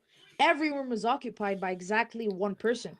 What if someone were to come along and ask if there are any vacancies? Vacancies. I don't know how to say that. Vacancies, yes, vacancies. Vacancies. Yeah, no problem. We understand. Go ahead. Yeah, You have so everybody move over to the room to the right. what does that mean? He's Yeah. talking about Hilbert's Hotel. That didn't literally mean we Oh, should move. I thought you meant like Discord room. Yeah. That's what I thought too. My fault. So now room 1 is vacant, right? With an infinite number of rooms, this would be possible. Say that there are 10 rooms. The guest from the room #9 goes into the room #10. But where does the guest from room #10 go? That guest is left without a room because there's no room #11. But when the number of rooms is infinite, there's no last room. So no one gets cheated by the room swap. What is worse? How's this relevant to the expansion event at the Big Bang? Because I'm completely at a loss. He's making an argument that infinite past regression is impossible. That's his argument. Yeah, that there's some sort of problem with infinite regression. think he dropped. But I also, because he dropped, I just want to point out that I always find whatever begins to exist has a cause is sloppy language that is putting what they want to believe in the beginning, because you can just Occam's razor that to ever exist has a cause. The problem with that is that means God has a cause. God didn't begin to exist, so that wouldn't. I don't. No, think. Oh, he, no, didn't, he didn't begin exactly. to. It didn't begin to exist, which means that you have infinite regress. So he already brought up both points to But that is- rule out his God. But that's my point, is that the whatever begins to exist has a cause. The begins to exist is them ushering in. It could be... But they will say that God has always existed, which means that God has an infinite regress, which means that infinite regress is possible. So But if it God has all comes always down to special existed, pleading. whatever exists has a cause. No. What begins to exist has a cause. Oh, I know. I'm that- trying to say that is sloppy language that puts the conclusion in that they are trying to usher. I don't think no, so. It's pleading because God didn't begin to exist. Yeah, so like, In fact, we know it- every single God that is That currently is being what I'm trying to proposed say. I don't know why you said no. I had a point of starting to exist. So there's nothing wrong with the Every single argument. one. It says that if a thing begins to exist, which means it's not eternal. If it's not eternal, then it has a cause. That's the argument. So if something is eternal, then it Yes. doesn't have a cause. And when they say God is eternal, therefore it's not begging the question. So you can say anything you want is eternal. Hypothesis. Are you Nothing trying wrong with to that. prove that an eternal being exists? Oh no, Mm, it just no. specifies a criteria clearly, and I agree with TJump on this. Yeah. Yeah, the kalam is limited to a certain subset of things that exist. Yeah, they only quite recently snuck in the fact that everything that begins to exist has a cause, because the stupid atheist figured out that everything that exists has a cause. God has a cause, so they had to come up with slightly premise one. That is my point. I'm confused. That is trying to say. Which is why I asked which kalam cosmological argument do you adhere to? Because there are a few different ones, a few variations. So on if the I'm original. tracking with this, he essentially has to demonstrate how the universe in and of itself cannot be an infinite. I would like something. Show me something that begins to exist, and then you can use that in a premise. What? I don't understand. Something Like particles begin to exist. I don't understand the question. I like if the you question, believe because the if you boil it down to what Alright, Amy means is that So wait, so real quick. literally everything we can trace back. I would also be okay with that, but that would be naturalistic. Our guest is here. Mm-hmm. Yeah. The being, that has caused the universe needs to have at least these seven criterias. So first, it should transcend time. It should transcend space and time, since it caused space and time. It is changeless because it is timeless. It is not material because it is spaceless. It is uncaused, since nothing could have been for it. It is incredibly powerful, since it caused the entire universe. And it is personal, since an explanation is either scientific or personal, but the cause of the universe is beyond science. The only sorts of entities that transcend space and time are abstract objects, numbers and minds. But abstract can I objects reply to are that causally real inert, quick? and personal, timeless, Hold on. changeless Can I set reply of to that real quick conditions before you for continue creation. and we waste a lot of time? Hold Yeah, on. there's like 10 things that was wrong with that. You said it doesn't exist for any time and it doesn't exist in any space. That is by definition something that doesn't exist. No. I said it is changeless because it is timeless, and it is not material because it is spaceless. I didn't say anything about Yeah, changeless. it caused. It caused it. If it caused doesn't, it's not. if it It's doesn't, not in it. hold, It's not let in me it. It's inside of it. listen to what I say, so you don't have to strawman me. If it doesn't exist for any period of time and it doesn't exist in any place, it doesn't exist. Period. No. Not what I said. I said it doesn't need it. It's not a part of it. No, it's it doesn't outside of exist. it, bro. It's Okay, outside of yeah. the matrix, just like Andrew Tate. Bro, come on. It's just like Andrew What? Tate. Oh my god. Sayo, Exactly. when you say something is timeless, it Go means into jail. it does not interact with time, so therefore it doesn't exist in time anywhere. Yeah, it is Um, timeless. It doesn't need it, and it is So changeable. it's a self-defeating argument is what you've put forward. No. I think It's that's outside of it. That's what I If mean. it It's doesn't outside need of it. time, But hold on. anything that is Hold on. outside If of it the universe doesn't, doesn't- hold wait, on. Time out. If it doesn't need time, does it interact with humans? If it doesn't need time, does it interact with humans? No, Yeah, no. it doesn't. I- It doesn't interact with humans. It It does interacts through interact with- angels. It interacts Oh, through Does it interact? messages. Hold on. I only need a yes or no. Does it interact with humans? Itself? This is a terrible reply that has nothing to do with the Yeah. argument. Literally Hold a on. terrible reply. I'm just curious. I know, Let me bro. go here. Let me go here for a second. Does mean- your God interact with humans? I Yes mean, or no? yeah, he interacts to them through Okay. multiple varieties of, it can interact with them. Yes, Okay. it is a possibility. Okay. Did he interact with Muhammad? Oh my god. He's dead. I can't interact with my prophet. That's not my question. Did he interact with Muhammad? Like, personally. He didn't show his face or anything. I mean, he Yes he or didn't. no question. Did he Yeah, sure, interact yeah, with sure. Muhammad or not? Yeah, Okay. of course. At what time? Oh my At god. what time, bro? What? Give a Do you date. think I need to pull up a calendar, bro? It's like, I don't know, somewhere. He's- in the- No, was in it- the you said 600s. he didn't need time. So when did he interact with Muhammad? Yeah, he interacted through my prophet and like what? He interacted through him multiple When? times. Like, okay, so from 564 to, I don't know. Yeah, multiple. Can we go back to the argument now? Because this is Ah, literally irrelevant. Yeah, this is literally irrelevant, man. Come on. I mean, come on. He's pro-Ukraine. No shit, he's irrelevant. That's how Sayo, pro-Ukrainians do. I'm wondering if perhaps by timeless you mean omnichronological and spaceless you mean omnipresent. Yeah, that's exactly what I mean. Oh, okay. Yeah, the words timeless and spaceless make your argument self-contradictory, but It doesn't. It doesn't. omnichronological- Oh. No, omnichronological and omni. There's like three would be conflicting better. arguments. Can you guys just choose something, man? Like, Randolph just starts speaking, and TJump is like, no, and then Peter starts speaking, and Taco's like, no. So yeah, like, pick one thing. You atheists, come on.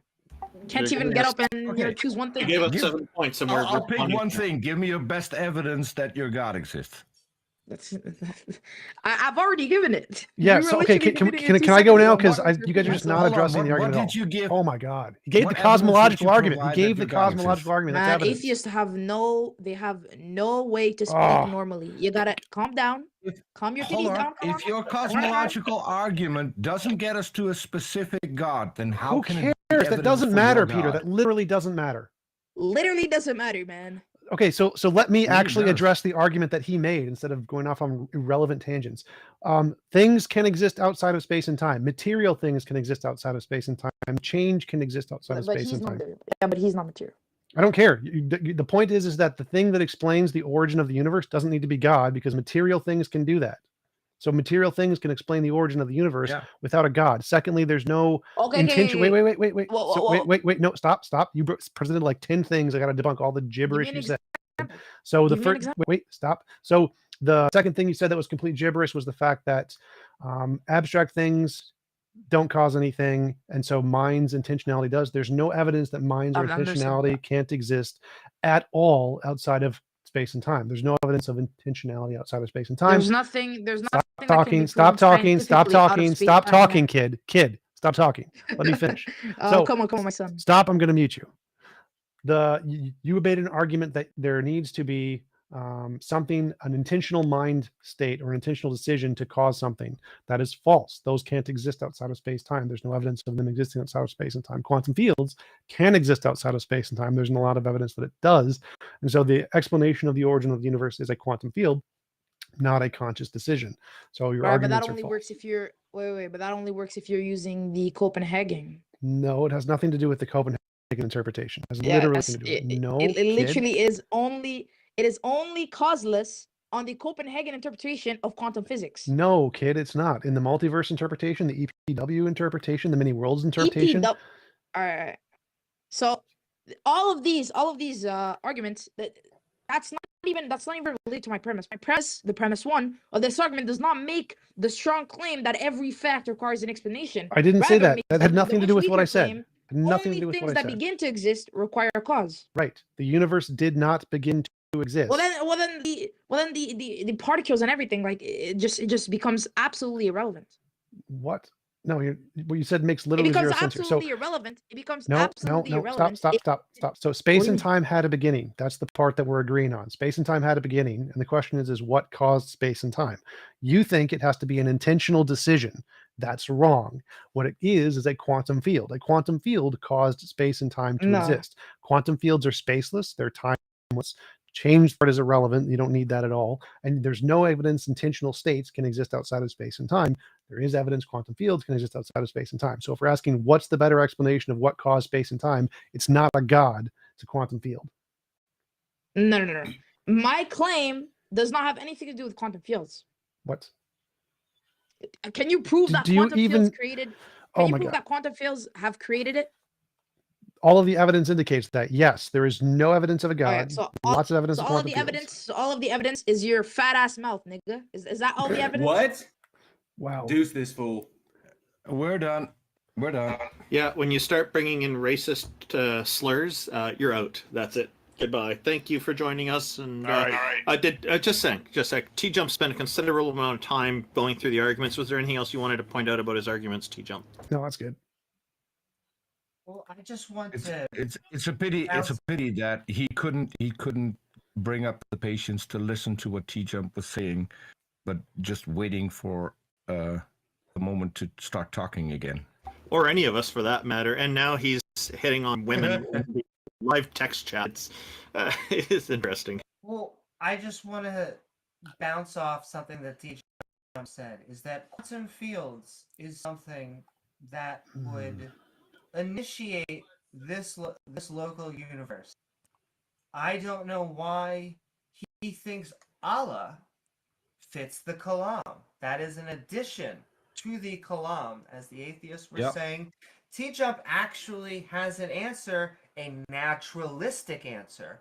I want to know why God, why Allah. It seems like a jump. A TJump? Sorry. Who do we have next? Yeah, we've got Aura Seal. I'm inviting them up right now. Looks like they're Christian. Aura Seal, welcome. Thank you for joining us. How's it going, guys? I was just gonna, I have a proposition, kind of, but I first want to ask, like, some independent questions. First of all, do we kind of agree that proving, well, I know TJump said he believes kind of absolutely that there is no God, but will we agree that can't necessarily prove or disprove, or no, you can't necessarily prove God exists or prove that God doesn't exist, but you can present evidences for why you would come to that conclusion, correct? Some of them you can prove doesn't exist if they have a Yeah, contradiction. that's why I changed my thing. I didn't say disprove God, but prove that God does not exist. That's the same thing. Yeah, No, well, yeah, no, disproving if you're or presenting a certain God, then you can prove that that God does not exist. But if you're saying God, just Oh, generally, any the possible creator God? of the universe, whatever you want to call it. So what argument do you have to present to us today? Well, first, I wanted to ask if you guys are determinists, meaning, you know, everything is the result of physics, therefore your conclusions are also the result of physics and may not entirely line up with reality. I lean What? heavily toward it, but I'm not 100% committed to it. Wait, what does Can you that explain mean? your last statement about reality? The purpose of that is that if you are just the result, merely the result of you know, atoms, hitting atoms, you know, the end result, your opinions are determined by what came before you, then you're not necessarily coming to the truth by using logic. You are merely coming to a mathematical conclusion. No. So yes, it's necessarily the case that I can come to the truth even if I am a result of deterministic forces.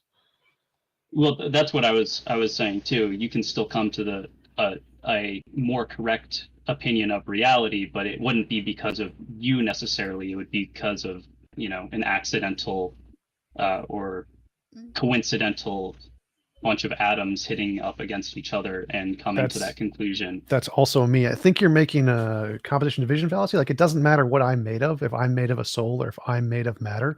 If either one has some kind of a process that allows me to think and make ideas, they're me. And so the reason I'm coming to those ideas is because of me. So it doesn't make a difference what you're made of, whether it's matters or soul stuff. Either way, you're going to be determined by the matters or the soul stuff. So my argument is more that you cannot prove God exists, but using the scientific method, because God, like we were saying, is not in the realm of, you know, he is an immaterial, spaceless, timeless being. And I know that you had differences on how you want to define timeless. I'm saying that he is the creator. That makes a difference. Wait. So, the universe. So I don't care. Like, I don't need to prove God exists. You need to, or I don't need to prove God doesn't exist. You need to prove he does. And so even if it was true that the scientific method couldn't do anything about non-physical things, which it can, that's no problem proving those things, it wouldn't make a difference because you have to present evidence that God does exist, not ask me to disprove him. I also have a real problem Okay. with any god that has all of these omnis, but then has no real way to interact with the real world. My joke is that if your god is so unpowerful that they can't even pick up a soda can, I would not call that maximally powerful. Yeah, So- Ara, this is kind of why, like, over time, we've seen through the course of human history that God has gone from an entity that interacts with human beings, you know, speaks directly with us, with select individuals, passes on information and knowledge and this entity has evolved to the state of literally being defined as unknowable by humans, because just by virtue of its definition. Because we understand the universe a hell of a lot better than we did 2,000 years ago or 10,000 years ago or so. And so as we come to these understandings, we realize, wow, we're wrong about a lot of this stuff. And I think he wants to continue with his argument if possible. Yeah, no, I understand what you're saying. That's not necessarily where I was going. I was also saying that even though he is those things, like proving God's existence through the scientific method, you can prove it through other sciences like history. You would agree that history is a valid form of science, right? Sure, but wait, you can prove God through just empirical science. Like, I believe God exists. If God exists, he'll give me a gold brick. And I pray to him. I pray to him. Gold brick apiece. That would be evidence of God. So you can prove God. But that's like asking. Well, I don't care what it. No. Then the question. That doesn't matter. Okay. If you think God would do it. The question was: can the scientific method be used to prove God? Theoretically, it's possible. Yes. Okay. Yes. Yeah. Okay. Theoretically, it's possible. Yeah, it would not present a logical contradiction for God to do this. No, and that's. I have a quick question. You did say at the start of this conversation that you were Christian? Yes. Okay. In the Bible, it says that if you ask anything you ask for, it shall be given to you.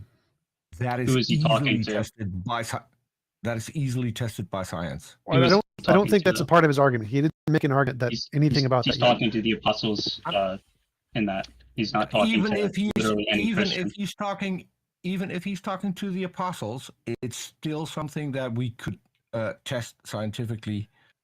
If you would. Well, we know historically, if you believe the okay, I don't want to get on the tangent. Let's go back to your argument. Yeah.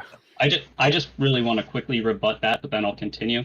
That would be saying that, okay, we can test that, but the result of that test is found in the Bible, where you see that Peter and other people say, I command you, like, I'm healing you in the name of Christ, and they get up and walk. That would be a test that the result is in Scripture. But the whole point is that we don't have that test now because he was talking to the apostles, not just every single Christian. What I was continuing to say,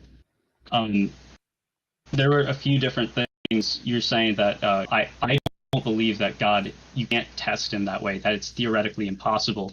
But it's like if you were in a relationship with a woman and you're telling the woman, hey, if you don't sleep with me, you don't love me. And you're trying to coerce that woman into doing something that she did not consent to, based on this thing, oh, if God, you do not give me a gold brick when I ask for it, then you do not love me. You do not actually want me to believe in you. Well, Can I that's tell you irrelevant. why that's not true? That's irrelevant to the argument. But so your original claim was you can't test God scientifically. Yes, you can. How is this relevant to some I know, argument? and that was semantical. I'm saying you wouldn't. It's theoretically possible, but that's not how God works. All right. So what is your argument? How does this lead to arguments or something? God can be proven subjectively, is my argument, because God is a personal being, and you can know a person through a relationship. I have a relationship with God, and that relationship involves a back and forth. Me searching out. Just to clarify, God, how do you God tell the showing difference? himself to me. How do you tell the difference between an imaginary friend and a relationship in this way that you're using subjectivity to prove God? I have evidence of, and this was kind of my point, is that it is subjective. So whether or not you believe it, it's all based on testimony. Do you trust me or do you not trust me? Well, that doesn't matter. I So wouldn't evidence. trust me if Evidence is I that was a which can complete- differentiate imagination from reality. And so if you can't differentiate imagination from reality, you don't have evidence. And so the question is, do you have something in your subjective experience that can differentiate imagination from reality? It also sounds like you have a story result. in your back pocket. So my question then to you is, what convinced you to be a Christian? Well, it's not necessarily what convinced me to be a Christian. It's a continual process of me seeing that relationship, seeing God working in my life, seeing answered prayers, seeing things like I was saying, I have a relationship with God, and I have testimonies of God specifically working in my life and working through me to present himself to others through miracles. I've literally prayed for rain to stop, and it stopped. You wouldn't believe that, and I don't ask you to believe that, because that's some stranger on the internet. I believe that. So that's kind of my point. It's a very hold on. That's a very good thing. So how did you determine that God stopped the rain? Well, I was talking to my friend who didn't believe God. I was talking about the story of Moses, and I said, if you saw someone who said, I'm doing this in the name of... I'm doing this in the name of God. You prayed? Okay. Hold on. Let's make this shorter. You prayed for God to stop the rain, and the rain stopped. Yes. How did you determine that God stopped the rain? I don't need the entire context. I need to explain what happened. I'm trying to do that to my best of my ability. So that's the context. We were in the car. It's hurricane torrential downpour, and I heard a voice after me telling the story about Moses and saying, if you saw something like that, you would believe, right? And I asked him that, and he said, of course. And we're in this car. I'm in the back seat, and I hear a small, still voice in the back of my head saying, if you pray for the rain to stop, I will stop it. And then right after I heard that in my head, my friend in the front seat turns around and he says, if you stopped the rain, then I would believe in God. So I prayed for that, and then the rain stopped. I know the context. I'm still down to my question. How did you determine then that voice was God? And how did you determine that it was God who actually stopped the rain? Because it was torrential downpour and then it stopped. And No. I believe that happened. It would be an odd coincidence if nothing else. Please listen to my question. Mm-hmm. You heard a voice. You heard a voice. How did you determine that voice was God? That's for question one. And after you prayed for the rain to stop, how did you determine that it was God who stopped the rain? Answer just those two questions. Not more information about the situation itself. Yep. This is enough. Okay. First off, like I was saying, it's about a relationship. I know God's voice when I hear it. Just like anyone, if you have a friend and you hear their voice. Peter, let him Peter, let him finish talking, please. Yeah, I'm just trying go to. ahead. I'm just trying to finish. Like, if I hear one of my friends' voices, if I hear TJump speak, or you hear someone else on this panel speak, without even seeing the little panel or the light of green, you know who's speaking, usually, if you know them well enough. I knew that because of the circumstance and because of what God was asking me to do. And I know that from the result that it's God, because God made a promise to me in that voice that if I prayed, he would stop the rain, and the rain stopped. That was a promise, and example. I know that God is truthful. So that's a great example. So if you look at my icon, it says Peter the Tucker. How do you know that Peter the Tucker is my name and that you're hearing the voice of Peter the Tucker? Wait, his answer there was perfectly legitimate. So if he has a belief, God is.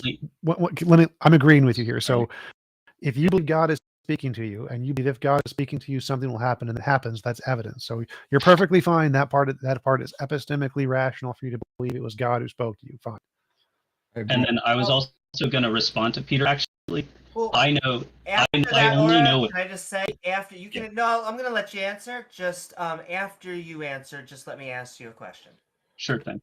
I was also going to say I only know what you have revealed to me. Just like how I only know about God what he has revealed to me. I only know that you're revealing that you're Peter de Tucker because your name says Peter Tucker. You said, I am Peter de Tucker. My little icon lights up when I'm speaking. That's how I know, unless you're lying, which that would throw off things, but it would still be you revealed to me exactly who you are. Okay, but let's go back to the very first time you heard this voice. This voice said, I am God. How did you determine back then that the voice was God and not something you were hallucinating? I think I could have been hallucinating. That's always a possibility. But I don't think I was because of the circumstance, because of the conclusion to the events. Okay. And can I ask you, RSCL? So let's pretend I was alone with you with the thing. You said you had an answered prayer. You asked for rain, and it rained. No, I prayed. I heard God say, telling me, if you do X, I will do Y. And I did X, and Y happened. It was you wouldn't understand it unless you're there. That's why I was saying this argument is subjective. No, it's not. That's a perfectly good argument. That's objective evidence. That's not subjective. It's perfectly good evidence. On board. So let's just pretend that happened, and I see this with you. I'm there with you, and I see it happen. My question to you is, shouldn't we try to do this again? That's not how God works, though. That was a circumstance in which God told me what I could do, and I'm the one who reacted to God, not the other way around. The only real God initiated it. The only real issue I see with this is that, then I have to ask, Aura, by what methodology did you eliminate your confirmation bias? I don't think you can, but I would say that if that didn't happen, I would look like an absolute and complete fool, right? Well, not necessarily. TJump is correct. What you're giving would be solid evidence. Especially, it'd be even better evidence if we could replicate it and could actually, create a model, a predictive model that works for us. Like, like this is what we have to do at these specific times to pray and make the rain stop or make the rain start, depending whatever. But the problem is that the issues that are here is that even though I agree with TJump that you made a perfectly good argument, it's perfectly good evidence for you. The problem is that one, it can't be replicated. Well, that's one thing, but the biggest issues go towards your personal experience. One, there's no methodology by which you can differentiate, between your internal monologue and what you think the voice of God sounds like. So we have different voices in our heads for different people. Agreed. But sometimes those are our internal monologues that we are putting the voice of the person that we're imagining onto that. So you may have an idea in your head of what God looks like, what God sounds like, but you can't differentiate between what that God is saying to you and your own internal monologue, what you think God would be saying to you. I don't think that matters. I agree 100%. Actually, so I'm just saying that's one thing to take into consideration. We can say that it doesn't matter, but that's an important variable to take into account. And two, it didn't matter. agree Two, 100%. if you already pre-held the belief that God exists, then you believe that prayers work, despite the fact that they're a violation of free will. But you believe that God exists, which means that the interpretation of a potentially a coincidental event would be interpreted as God existing and God granting a prayer, because you already hold the belief. So you haven't eliminated your confirmation bias. A strong, strict methodology would eliminate that. So Well, first you thing, could first thing, say- I want to jump in here for a little bit. First thing, it doesn't go ahead. matter how you determine if it's God or not. If you have a hypothesis, you can make the hypothesis based off literally anything. If you like spin a magic 8-ball, that's fine. So if his hypothesis was God spoke to me, that's perfectly fine. Doesn't matter. It doesn't matter if it's justified or not. He can say God spoke to me. If God spoke to me, I would expect this to happen. This happened. Therefore, I'm rational to believe God spoke to me. So the justification of why he believed it was God was the prediction and its efficacy. So he's perfectly rational to conclude it was God who spoke to him. He doesn't need any further justification other than the fact his prediction occurred. That's it. So he's perfectly fine. That answers both JL's and what's his name, Peter's questions. So that part is fine. The problem is the next thing you guys both asked, which was how do you determine that wasn't just coincidence? You can't replicate it. And am I justified in believing if Santa Claus is real, I will wake up in the morning and presents will be under the tree. I wake up in the morning, presents are under the tree. Therefore, Santa is real. How is that any different? If I can, right before I answer your question, just address one thing, is that I would also agree that it's perfectly reasonable to also say, hey, this could just be my imagination. What is stopping this from actually being, like, could this just be my imagination? And the Bible says to test the spirits to see whether they are from God or not. But the more you spend time with God, the more you know his voice. That's the kind of one of the indicators. And then the other thing too is that my original thing was positing that God is a personal being and that he can prove himself subjectively, and that objective evidence is only there for whoever was present with me at the time. However, my repeatability process is that I've had that happen multiple times. The only other thing is eliminating bias, but it's like your bias towards evolution, right? No. You have a bias based, but it's based on evidence, right? It's based on it's a conclusion. It's a conclusion derived from the evidence. Well, no. Yeah, so again, the question here is, can you differentiate imagination from reality? Personal experience cannot do that. So if all you have is personal experience, you don't have evidence, you have an anecdotal fallacy. So you do not have evidence. So even if you think you've experienced this multiple times, unless you can demonstrate it works independently of your personal subjective interpretation, all you have is an anecdote, because lots of people have personal subjective interpretations of gods or beings answering their prayers. But when they're tested independent of your subjective experience, they fail 100% of the time. So we know that human beings have this proclivity to make stuff up and to think that their prayers are being answered even when they're not. So like there's this really common example where people will look at the clock and see it's 333 and they say, oh my God, every time I look at the clock, it's more often it's 333 than anything. But then when we actually check, they look at the clock all the time and they just don't remember it because of their brain remembers the positives and forgets the negatives. And so if you hypothetically made tons and tons and tons of prayers and most of them didn't get answered and you just forgot, but you remembered the ones that did get answered, that would be selection bias, and it would prove that no, there isn't actually evidence there. It was just you selectively remembering certain things. And so for you to actually demonstrate this works, you need to be able to figure out objectively, not just your subjective experience, does this actually work, to be able to filter out, is this just a part of your imagination? The fact that it's happened a lot of times to you is no different than the people seeing that it says 333 on the clock a lot for them. Of course it does.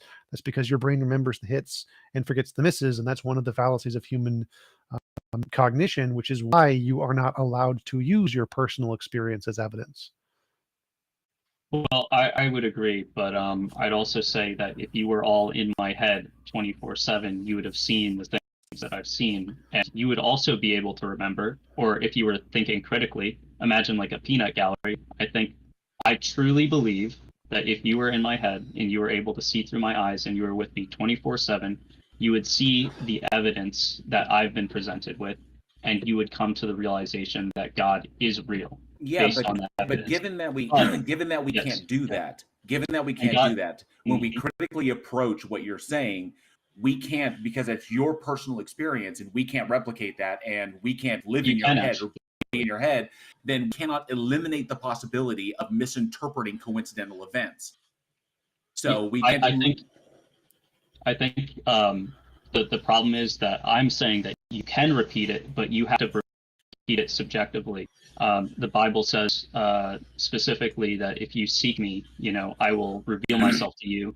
If you seek me with an earnest heart, seeking to find me. If you truly believe that if I exist, that's also the thing.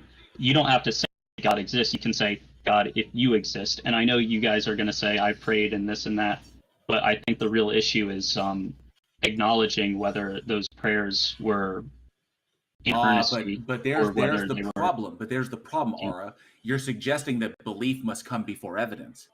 No. The test is if, then why. And it says if God exists, and if he is truthful, and if he says that I will reveal myself to those who seek me with earnesty, then he will reveal himself.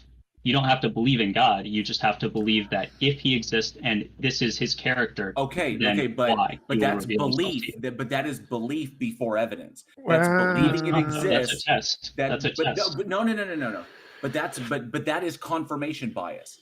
No, it's not. Literally, yes, it is. No, Believing it's the not. thing exists so that you can find the evidence that to support that existence. That is That's just hypothesis. No, that's wait. So that's yeah. just a hypothesis. If you believe magical fairies are in my butt, you will be able to see the magical fairies. So you look and you don't see them. So you could, any hypothesis you have to accept. If it's true, then you'd see the consequences of it, and then you look for the consequences of it. That's all he's saying. Yes, but Aura is saying that we have to believe that it exists to find it. Therefore, therefore it will then reveal itself. No, he's just saying the same thing I just said. Where if you accept a hypothesis, you expect to see the conclusion. Therefore, you look for the conclusion. He's not saying you have to actually believe God exists. He's saying I can do it right now. If God exists, he'll give me a gold brick. No gold brick. Okay, so then I just great. did it. And if I don't believe it exists, then if I go searching for it, and it existing is not a conclusion because I don't believe that it exists, but I'm looking for evidence that it does, then why would I interpret any of the evidence as evidence that it exists? Well, if it were a prediction, you've that'd be already come fine. to the conclusion that God does not exist, and you don't even accept the premises of the hypothesis that if he exists, you can say I don't believe in God, but if he exists, then why? Can I ask? Wait. Right, So sure, you're good. just to go ahead. Yes, that if that happened, that's the Pine Creek test. You were right. That would be phenomenal evidence. But guess what? Every single atheist, or the vast majority of them, who have converted from Christianity did exactly that. They genuinely sought, and they genuinely tried to find God, communing with God, and failed because he doesn't exist. So the fact that you think that if he would existed, he would present to any genuine, not forget what it's called, the non-resistant non-belief. That would be evidence of God if he talked to any non-resistant non-believer, but he doesn't. And so that's why most atheists are atheists, is because they were non-resistant non-believers or non-resistant believers, and he didn't speak to them. And so the fact that that doesn't happen is great evidence that it's false. But in the case, to go back to miracle claims, again, your personal experience is not in any way evidence, because even if I existed in your head, and even if I saw everything you did see, that would still not be evidence, because you need a way to differentiate, is this a figment of your imagination or not? And me seeing your personal experience does not tell me whether or not this is a figment of your imagination. You need a way to filter that out, and your method has not provided that. TJump, I had one more question. Awesome. You're good. I'll ask you after. All right, ask it with TJump.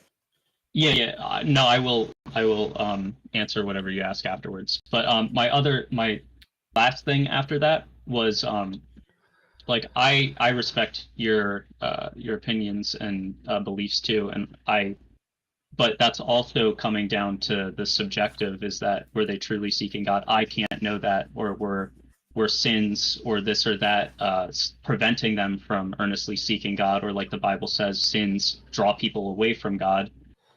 This or that, I don't know that. But also I would say would, if you lived during the time of Jesus and assuming that what's written in the Bible is true, you see miracles done by Jesus and his followers, and they Yeah. say, this is to affirm the testimony which we give that God raised Jesus from the dead, and that he is God, and he offers you a sacrifice for sins, this and that, and you saw those things. Yeah, if Jesus would claimed that he be rose enough? from the dead in 3 days, and I saw him rise from the dead in 3 days after being crucified, I would likely believe yes.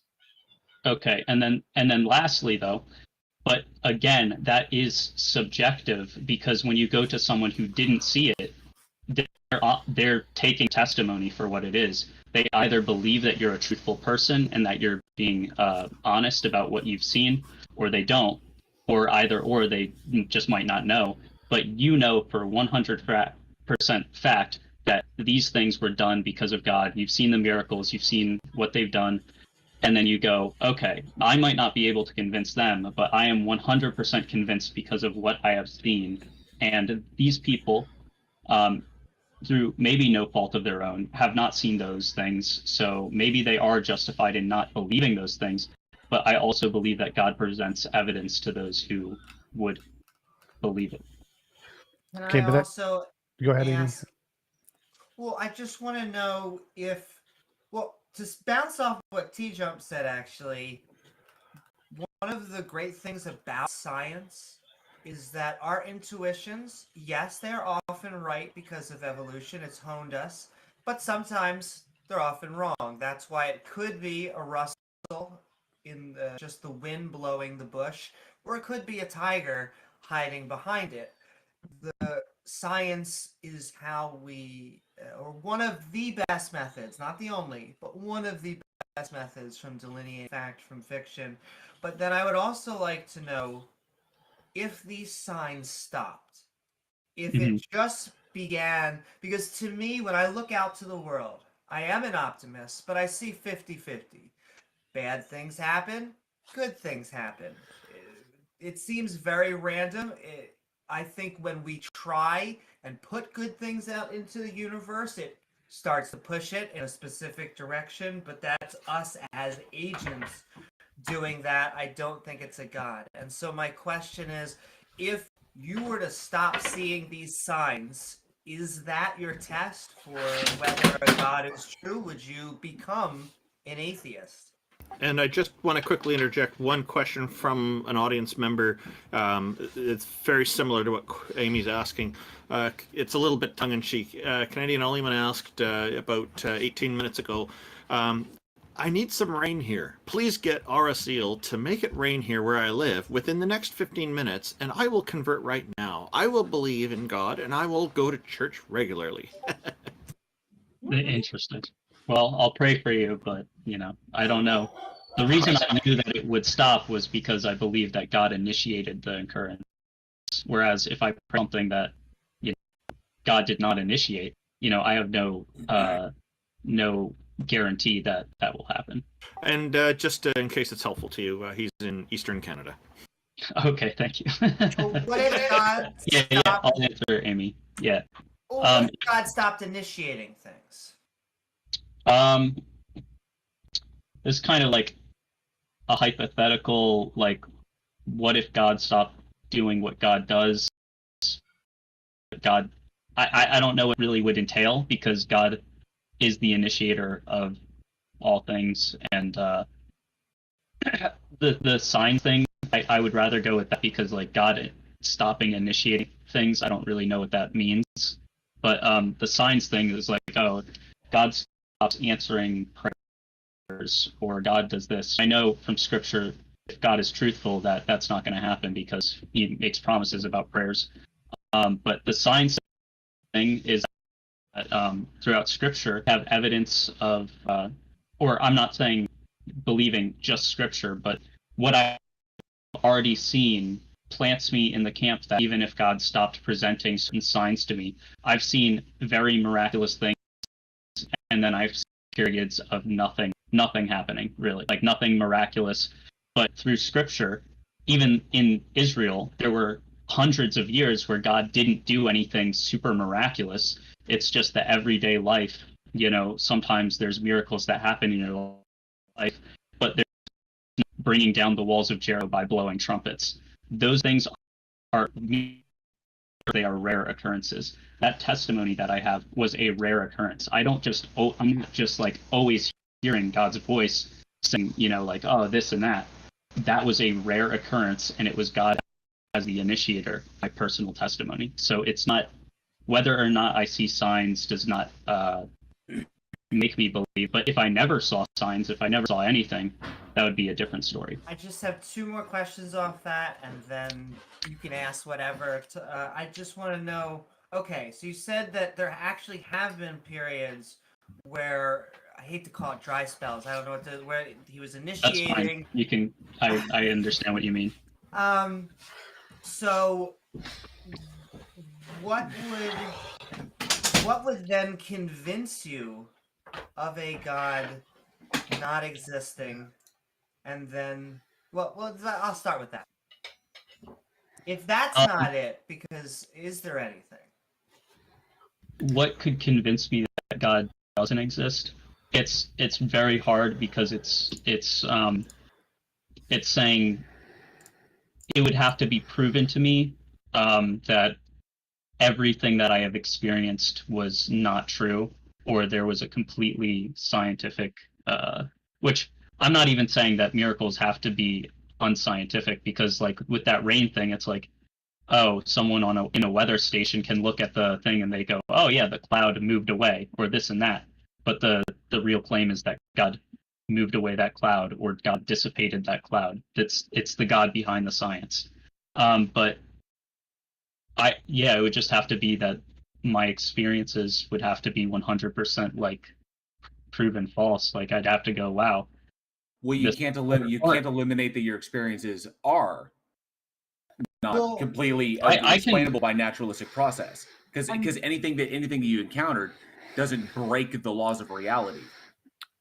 That's my final question is just, in all of these, I'm not actually saying when you tell me they happen because they are your personal experiences, but I also think that we have a big confirmation bias, like I think TJump was saying, and then what JL Warren was just saying is that can any of these not be ascribed to a rare event? Not that they didn't happen, but that they occur on a small amount in a big world. For example, it is a joke, but atheists mean it when they say it, is that God doesn't seem to heal amputees, because that seems to be something outside of our biological reality, that a rare event doesn't even occur, even though that's where I assume a quote-unquote true miracle would have happened. And so are any of these I have the testimony better than a rare event? Yeah. In my personal life, none of them seem to break reality. Like T-Jump's whole thing, like I pray to God for a gold down brick, from heaven or this or that. I pray to God for a gold brick, and a gold brick appears. That would be a really excellent example. That'd be a great test. And then if we could replicate it, that'd be even better. But like that would be great evidence. But I mean, to just make a gold brick appear would be a violation of reality. So could I add something with it doesn't have to be like what seems like reality breaking, like walking through the sea on dry land, while you're walking through a tunnel of dry land while the waves are around you. It doesn't have to be anything like that. But I would say the verification would be the more complexity in the coincidence and having the same conclusion. Like I was saying, there wasn't just like I prayed for the rain to stop. There was I heard a voice that said the guarantee that if I prayed that the rain would stop. That was more complex. At least you would agree, of a coincidence or a circumstance than just me praying for the rain to stop and then it stopped. Correct? Sure, and you are correct that the more complicated the example, the more it would be evidence. But let's say I can make it an extremely complicated, specific example.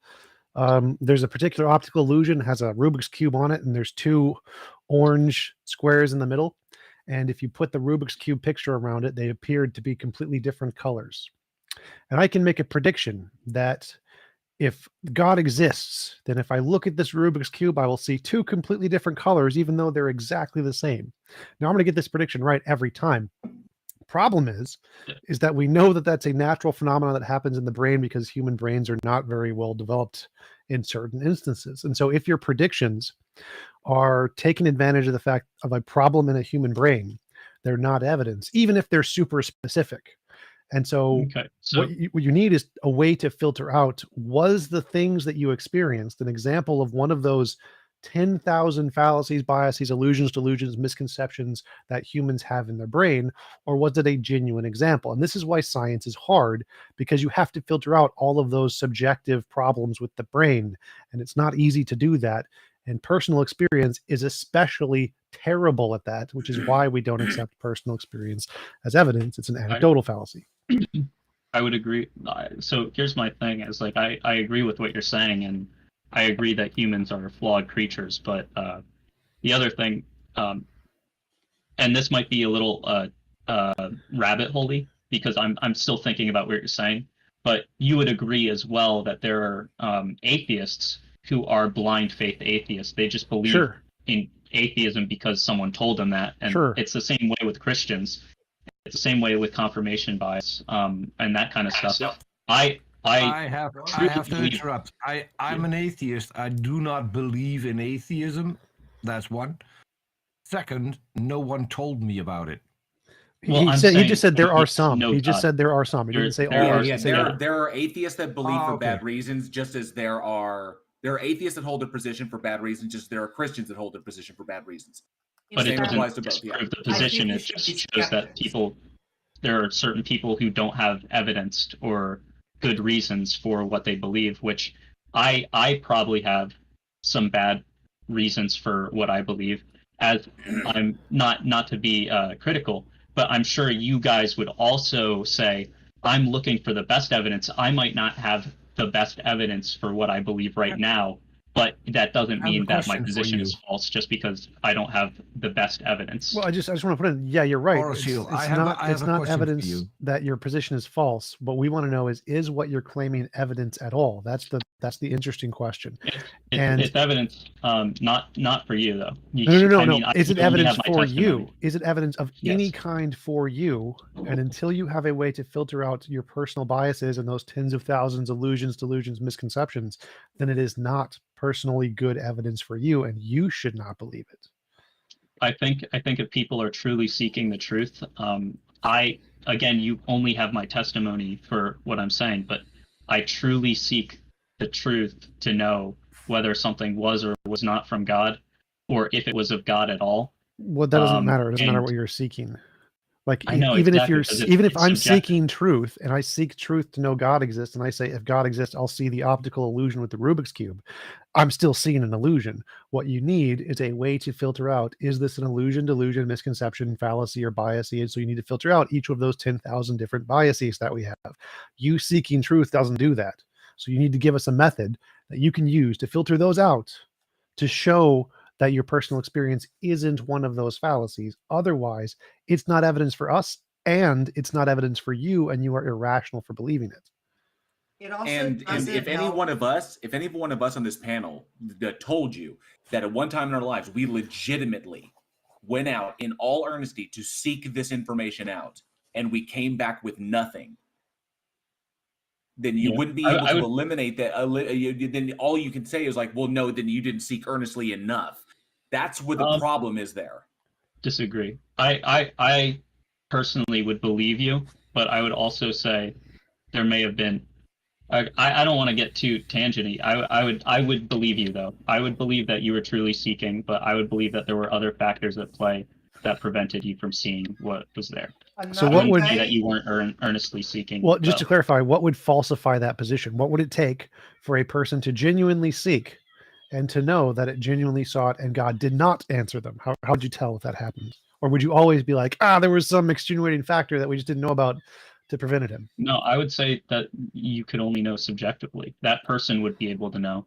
And they may even, I would also say, just like how you could say that my my conclusion was an illusion. I could also say that that person who said that they were earnestly seeking might believe that they were, but it could have also been a self-delusion because they might not have been earnestly seeking. You're saying Or you're subjective. but that's not what I said I would believe if someone told me that.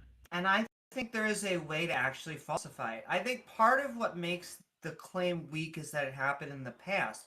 You could actually, the next time God makes an initiation, you should record it or do something that before the event happens, and then say, hey, this thing's going to happen, this eclipse or this blah, blah, blah, that maybe science or something has no prediction of, at least no lay people know why. And then when it happens, you will have an actual prediction. I don't think that'll convince anyone, though. Don't you think that'd be more convincing than saying? Well, say if I recorded that experience that I had, what atheist who already believes that there is no God is going to take that video and say, yeah, that's definitely proof, or that's even evidence? Like, they would just say exactly the same thing as like that was just circumstantial. It's like that video I saw of like the atheist driving in his car. It's like, if God exists, then lightning will strike in 3, 2, 1, and then lightning strikes in the background, and then he's just like, it's like he's still an atheist. That really yeah, but Aura, that would be real. That would be a really excellent experiment. You know, if you could demonstrate that you did that live, and it wasn't like you just recording over a lightning strike. And you know, if we say this happened live, you did this, God struck down the lightning. It was like, wow, okay, that is an amazing claim, and that's some amazing evidence that went along with it. Can I replicate it? Can I do this independently of your own personal experience? And so then I go and do it, and I record my findings, and I realize that if I do this at this, and say I go to the same spot you're at, and I do the exact same thing you did, and it happens again, that's even better. Even better is if I go to another place on the planet and I do the same thing and it happens again. That's even better. I've done that same thing a ton of times and it's never happened. Could I also like at least 80 times in my life. I've answered that part though, but it's not the fact of that's not the repeatability I'm talking about. I'm saying that these promises are repeatable in that if I hear the voice of God say, give me a promise, then I have the repeatability task or experiment that if I can do that multiple times, which that has happened for me. Not everything the same thing. It doesn't mean that if I continue, like now I just have that power to pray for the rain to stop. That's not the repeatability that I'm talking about. And it's not any ability that I have on my own. And it's not something, like I'm saying, these are the way that God works, at least according to what I believe, is he proves himself subjectively because he is a personal relationship being. He has a relationship with you guys, even if you don't believe him, and he's actively working in your lives. He works through people, he works through signs and miracles, and the only point of signs and miracles are so that you may believe that he has this power and he is who he says he is. That's the only reason that happened that night. Can I tell you what that would prove? That would prove not that maybe when you ask God, like you're saying, you can't just ask God for anything, but you know what that would prove, as far as I can tell, that would falsify that God is initiating things. A voice tells you something, we don't know where that voice is coming from, but it tells you something and it happens. Yeah. Yeah, Well, I mean, it would falsify it if you'd be able to record it. So there's a problem with saying that you God wouldn't know has- what I'm saying, and you wouldn't be able to hear the voice in my head. There's a problem with saying that God has a relationship with me, because a relationship to me has to be reciprocal, have some reciprocal elements to it. I have a relationship with you right now that we're on the stage together. It's a very minor relationship, a casual one that we don't know each other very well, but we're able to interact back and forth. And with all the people here, we have some kind of relationships, but I don't have any relationship with any goddesses or gods because there's no response coming from them to me. So if it's a one-way relationship, it's not a relationship. It's just somebody appealing to something else or someone else. Wouldn't it be the other way around though? That you're not responding to him, but in what I believe, he's still providing for you. He's still working in your life to give you food and shelter and this and that every single day. So regardless of whether that's Okay, so now Because grant it provides his hang relationship. hang on. I'll grant that may be the case. That's still not a relationship if I'm not responding. Well, I'd say that's a relationship in that he's your provider. That's his relationship with you. That's Well, not a He wants relationship. he wants a deeper relationship, which is It's communal. also really And problematic. he's going to have to show it, and he Yeah. knows. Yeah, that's the Randolph thing. is Randolph is correct on this. That- It's Guys, deeply that would deeply be- probably. Well, that hang would on, be Peter. easily Peter, testable. Peter, hang on a sec. It's also deeply problematic that you're asserting that this is what this God wants with human beings. Okay, Mhm. but it relies on the worst possible evidence. It relies on logical fallacies. It relies on things like faith in order to have these things when it doesn't need to. So it relies on doesn't. people suspending logic and reason and rationality to have this relationship when it doesn't need to do that. And it would be more intellectually honest for it to simply come forward and say, I exist. You can choose to have a relationship with me or not. And it's your free will to choose so. And you won't be punished if you don't, but you just won't get all the rewards if you do. So, but instead there's the metaphysical gun to our head of hell. So this is what's problematic about this. Why all the rigmarole, especially when any test or lesson or goal or desire in the face of an omniscient and omnipotent entity, they're all completely arbitrary. Can I respond? Go for it. Okay. Yeah. I just wanted to wait for you to finish. I think your problem seems less to be that you believe that it's illogical the way that I believe that God reveals himself, but I believe that you think I believe that it's irrational in the same way that I was talking about before with that the relationship thing is if you have a problem in the way that God reveals himself, but that's in any relationship. It's like if I force someone's hand and I say I want you to act this way, that's not a good relationship. That's more of an abusive relationship. No, but it's not. I'm not asking it to force my hand. I'm saying that God's omniscience and omnipotence would entail that it knows the best way to reveal itself to human beings and allow them to still make a choice to follow it or not, because it has free will. So it knows infallibly the best way to reveal itself to human beings in a way that they would know without any kind of doubt that it exists, but they still have a choice without violating free will. And yet it does not do this. So it chooses to act out of accordance of what it knows would be best. That makes no sense. It's the logical entailment of this thing's attributes. You say that it wants this relationship with human beings, which entails that certain things would have to take place to facilitate that relationship. You say that it has possession of all true propositions in reality, which means it's omniscient. You say it's capable of any action that is not logically contradictory, meaning it's omnipotent. But the problem is the way it behaves is not in accordance with those attributes. It deliberately moves in ways that are complex, complicated, completely and totally subjective and open to interpretation, and in some cases doesn't even give evidence of itself at all to anyone. So the curiosity is, why set up this really weird system when all of it, if this thing actually exists, is completely arbitrary? Because ostensibly, being omniscient and omnipotent, it could blink everything out of reality and blink it all back into reality with no effort or even expenditure of resource. And we wouldn't even be aware that it did it. It wouldn't even be an evil act if it did that, because it itself is the arbiter of its own actions. So because it defines itself as all good, then if it blinked us all out of existence with no explanation, that would still be a good thing.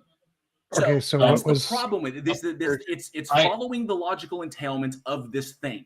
It doesn't act in the accordance thing that holds those attributes. There's a point of nuance over here. The point of nuance, but I'll go ahead, Ariel. No, I want to cover that. I wanna answer you. I also want to. I would talk all day, but I want to give people on the panel a turn after I'm finished, if that's all right. To talk. So go ahead and answer. Yeah. Yeah. What I would say about that specifically is that I don't believe there's a problem in saying God's only goal is that you have a relationship with him. He's also has the goal that not the goal.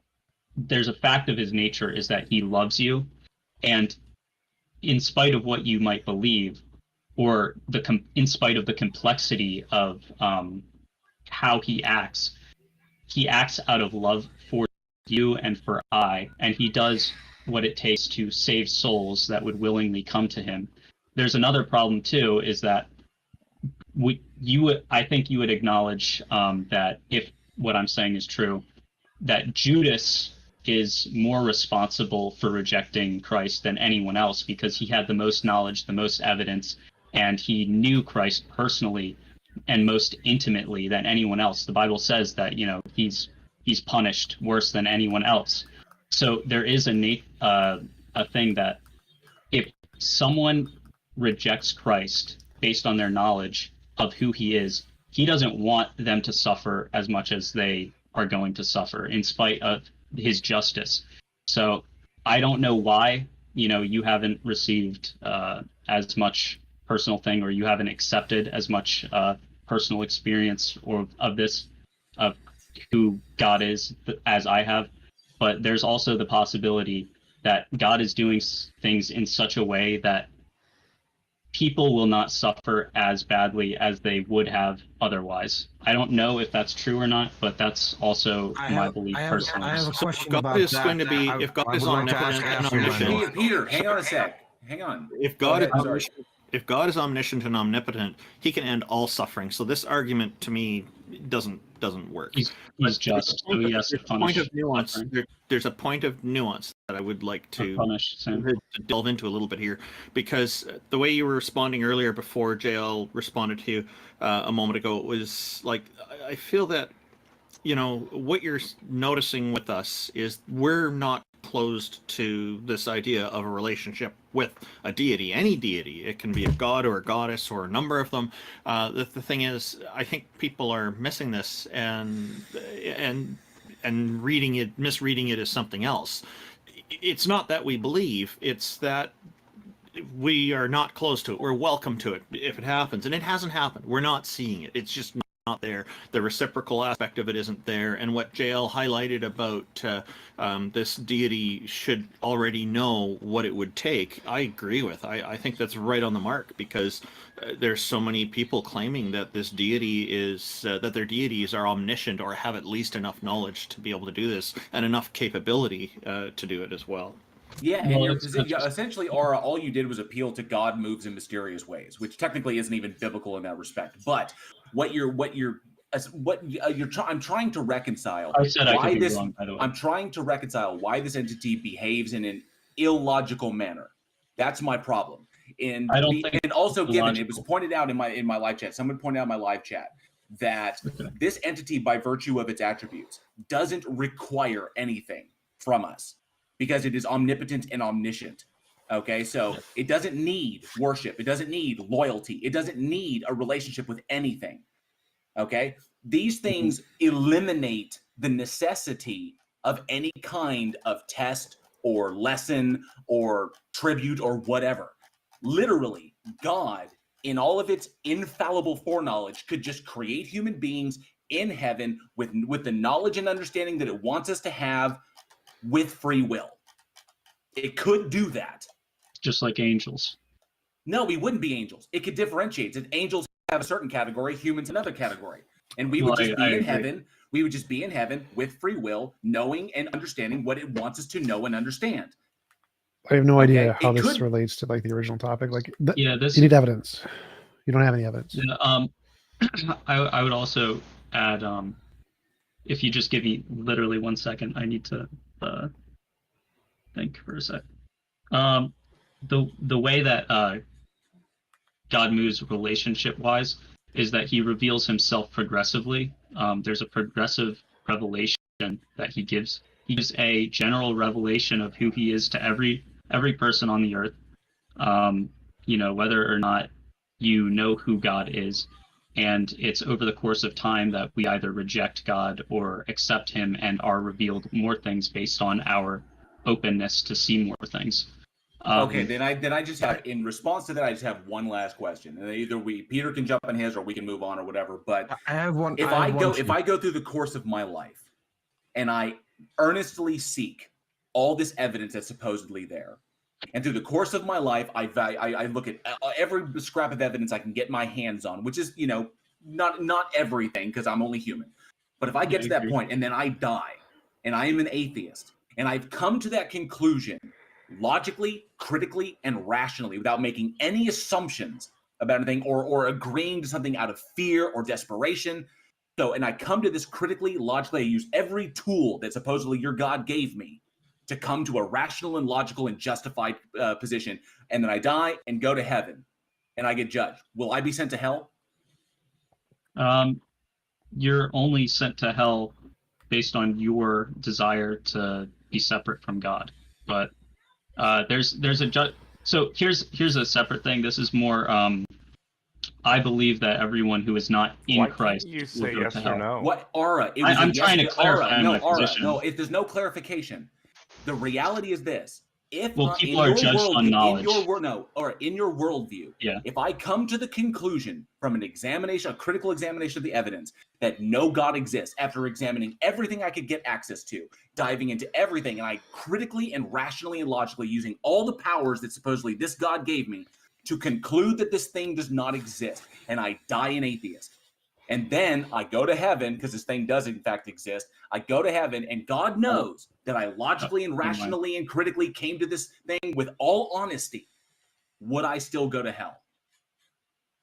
So that's kind of presupposing that if you did it rationally, you would come to the conclusion that there is no God.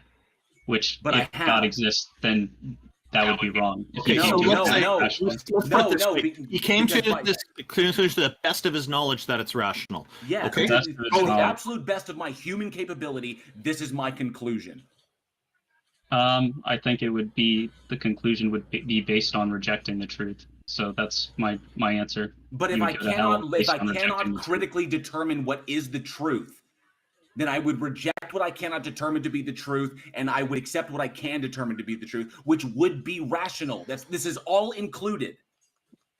Okay? There is no mitigating circumstance. The question is, if I die an honest atheist, will I still go to hell?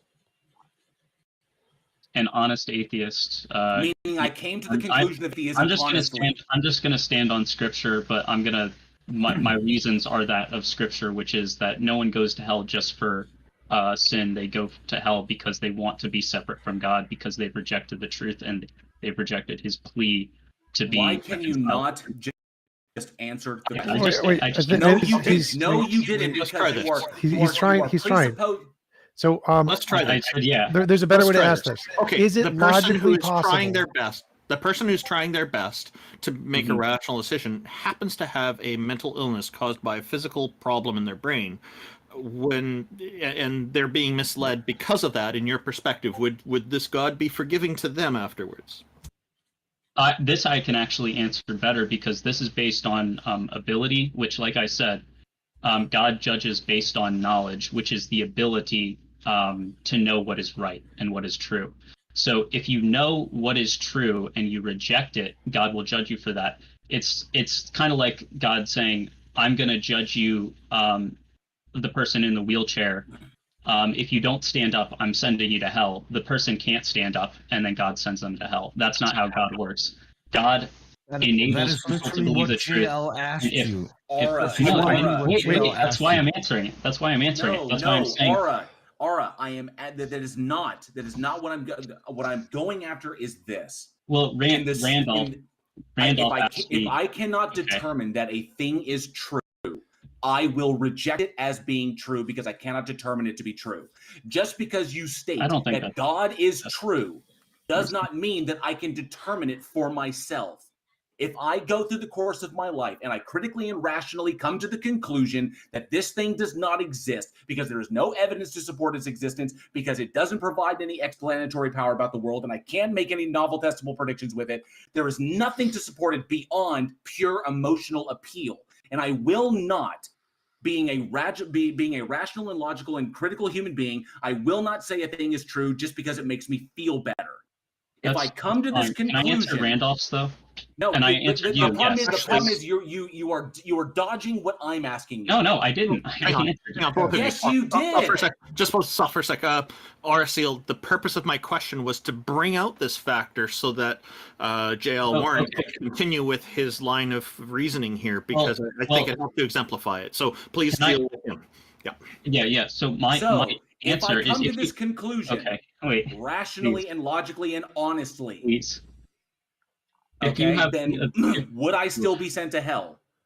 if you have the ability to know the truth and you reject it, like you said, I rejected the truth because I was Why not are you liberal. changing? no. Why are you changing what JL says? Yes, I'm not. Why thank did you, you do Aura, that no, Aura, with Aura, Randolph's I just I example? just told you. repeated what No, he no, said. no, you The only did thing I not. add was 100%. That's the Aura, only no, thing I you added. did not. You did not repeat what I said. I said I reject things that I cannot determine to be true, and I accept things Yes. that I can determine to be true.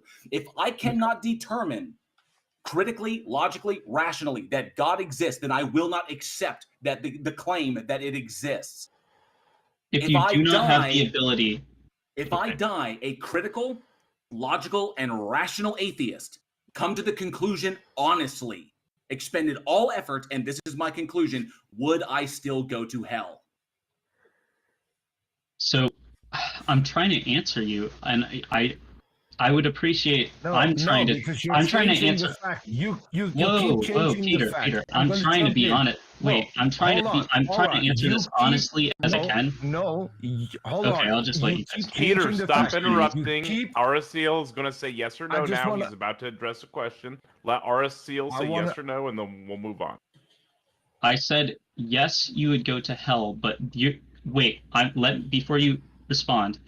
If the preposition or proposition that you literally can't come to the determination of truth, then you would not go to hell if you were someone who literally does not have the mental capability of coming to the truth. That would be the determination. But if you truly can come to the truth and you reject it, then that's a different thing. No, but if I can't Why are determine you- it, Can I try? Can I try? Peter, hang on. But if I am unable, if I cannot, rationally come to a conclusion that a thing is true, then I will reject it because I cannot come to the conclusion that it is true. Can I try? That's inability versus choice. Can And I- I'm can I saying try if to it's a explain the choice, then question? you would go to hell. If it's inability, Oh, then Why you would. are you? Oh my God. Why are you changing it? he's not. into a He doesn't choice understand. He when doesn't JL understand what has you're now saying. Neither of 10 you are times- explaining it. Neither of 10 you are times- explaining it. Hold on. Let me speak. Oh my God. JL has been specific every No, he single hasn't. time that it's not a choice. Every single time you answer him that it is his choice. Why are you? I gave the dishonest? two options. If let it's me inability, explain then it. you would Let not go me- to hell. let- Why are me- you Whoa, this this is Let me getting explain it. dishonest one at a against time. JL? You guys are Let terrible TJump at go. this. Why You guys don't are so bad. answer Let me his let- question. Peter, Why do please you stop. keep changing it? I don't to think Peter can JL hear me. being dishonest, Peter, knowing All right, TJump, go ahead and go. oh, Yeah, he's asking. I I am an I didn't say atheist. JL was dishonest. No, I'd no, like he's to hear no, no. T-Jumps. I'd like to hear Ara, T-Jumps take Ara. on this. Go ahead. He's asking, I have lived my life as honestly as I could. I have honestly sought the information from all perspectives, genuinely seeking a God. I was not biased against a God, but there was no evidence. So I used all of my intellectual honesty, all of my seeking evidence genuinely, found nothing. Am I still going to hell? Okay, that's just inconsistent with Christianity. Right. So you're saying it's impossible to genuinely seek the evidence and to not find God. No. Yes. he's Yeah, saying well, you it's- are dishonest. No, he's not. No, and I'm that saying you deny it while having the ability to know the truth. That is what he's saying. Peter, He's been hang on a saying sec. that Hang on a 10 sec. I times. want I'm to hear. saying there's a difference. There's a difference between inability to know the truth and there's what you believe to be. And I'm not making this claim. I'm just saying Forget all that. with Forget all that stuff. Just Christianity focus. to be honestly seeking the truth and not find it. Right. So you're saying it's impossible to honestly seek the truth and not find it. It's impossible to genuinely follow the evidence I and don't not mean- lead to God. I don't mean truth. I just mean because people can be wrong about certain things while Right. seeking That's truth. But I'm saying specifically about Christ and God. Right. if you earnestly seek God, if people earnestly can be seek wrong, Christ. it doesn't automatically mean that they are dishonest and that they are denying it because they are dishonest. And that is the only Well, I'm reason just saying you that's keep inconsistent bringing with up Christianity because Jesus' promises is that if you seek Him, He will open I you wasn't Him. finished. That is the only thing you keep bringing up to JL's question when he says, I have been honest and I have been doing everything to my full capabilities. And your response every single time is that he is being dishonest. When Randolph changed it up, hold on, time out, I'm not finished. When Randolph changed it up and said there's a mental deficiency, then for some reason, those people are honest. Why can't you be honest? Why can't you be honest and go off of the example that why don't you stop talking when people are telling? Why don't you stop talking when people are asking you a question? JL was specific. JL told you 10 times that he was honest and that he was sincere and that he used everything in his ability to seek God. Why are you the judge whether or not he is dishonest, and why do you keep calling him dishonest and won't answer the question? Okay, can I answer? Yes. Okay. I didn't call him dishonest. I said that proposition. That proposition is inconsistent. Peter, let him talk, man. Let him talk. Go I'm ahead, just Aura. saying that proposition is inconsistent with Christianity, which I believe.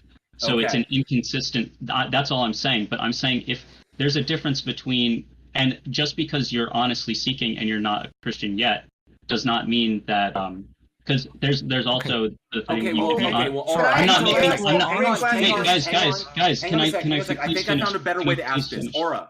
I think I found a better way to ask this. Yes. Would your God hold me accountable for evidence that I did not find? No, because you did not find evidence. Okay. So if I honestly search if I honestly search the world and everything I can get my hands on to find evidence for this thing so that I can believe in it, and I never find it, and I die an honest and rational atheist, by virtue of not finding the scrap of evidence that would convince me or would prove it to me beyond a shadow of a doubt, just by virtue of being human, and I can't access the entire universe. Say there's evidence out there, but I never find it despite all of my honest endeavors. Will I be sent to hell because I didn't find it? No, you won't be sent to hell because of not finding a specific.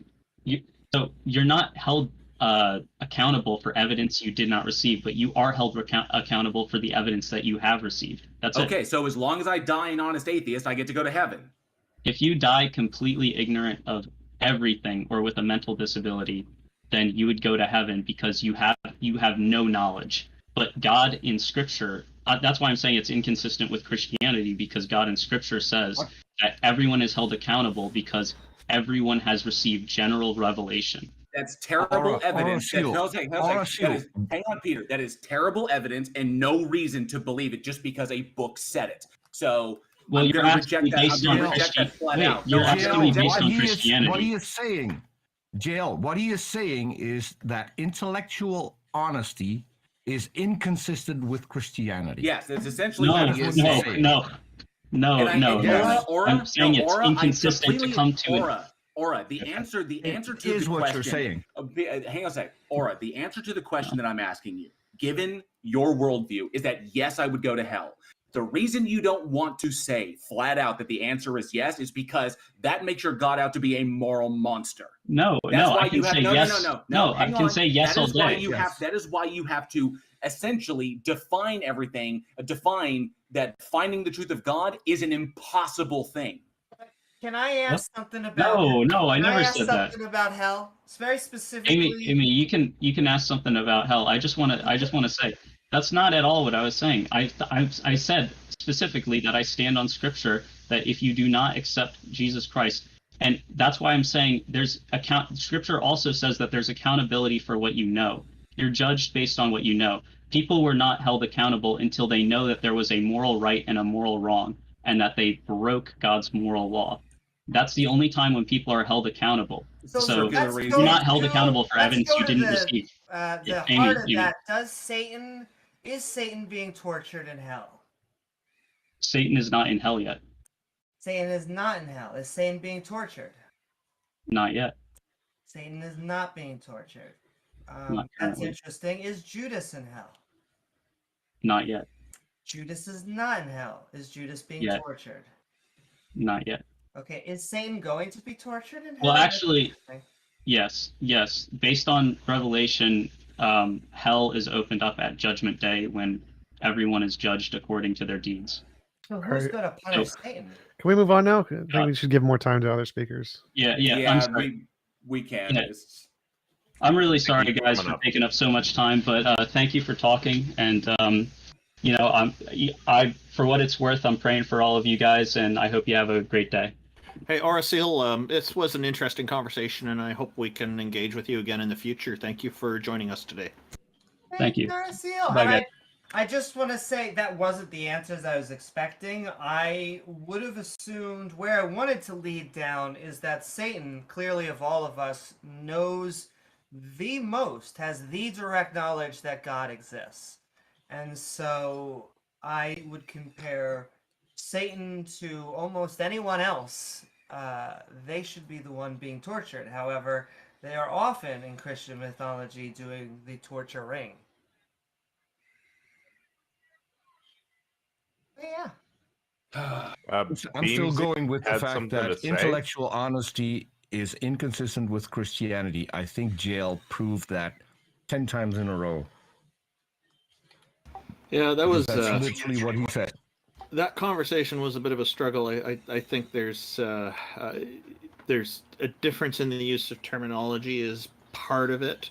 And this is something I've noticed seems to happen a fair bit, particularly with Christians I've engaged with over the years. Some of them have very different ideas on what certain terms mean. And I find the vast majority look at death very differently than the rest of the world that doesn't follow any kind of religion with an afterlife, because they remove the characteristic of finality from death. And that's just one example. I'd like to. It's good that we clarify terms when it's needed. And here, I think it probably would have been helpful if we focused a little bit more on that, because of the back and forth he was having with JL, and he's trying to qualify things, which was good, but it wasn't too helpful in answering the questions quite the way they needed to be answered. because he knows thing what that he annoyed knows me- what the implications are of the answer. Yes. And so, Yeah. if he answers one way, it completely contradicts his entire worldview. He answers another way, it completely. I mean, either way, this is the whole point of it. Is that, like Peter said, yes, essentially, like intellectual honesty is incompatible with the Christian worldview. It's like Yes. it's beyond ridiculous. And like I said, and it's another example of this entity behaving in a manner that is inconsistent with its attributes. That because ostensibly, if God is omniscient, then it would know that these are problematic methods or problematic reasons for believing in things. That it would know that. So why would it rely on problematic crap? Why would it say, "Oh, What annoys- especially when it's completely JL. arbitrary"? It's just causing, literally, it's just causing strife for the sake of causing strife when it doesn't have to be that way, and it doesn't need to do it. I mean, it's literally just in service to its own ego. It's what it all comes down to. If this thing exists, all of this is just in service to its own ego. It also comes But from what annoys me most in all of this, JL, is that you gave him your story, that you were honest and that you had been looking, and suddenly he's a mind reader and he can tell you that you have been dishonest. That is the thing that annoys me, because it's not God judging you. This was him judging you based on absolutely nothing other than my book says so, therefore it's right. It is. Those are the things that I can't stand from Christians. My best friend is a Christian. He would never do that.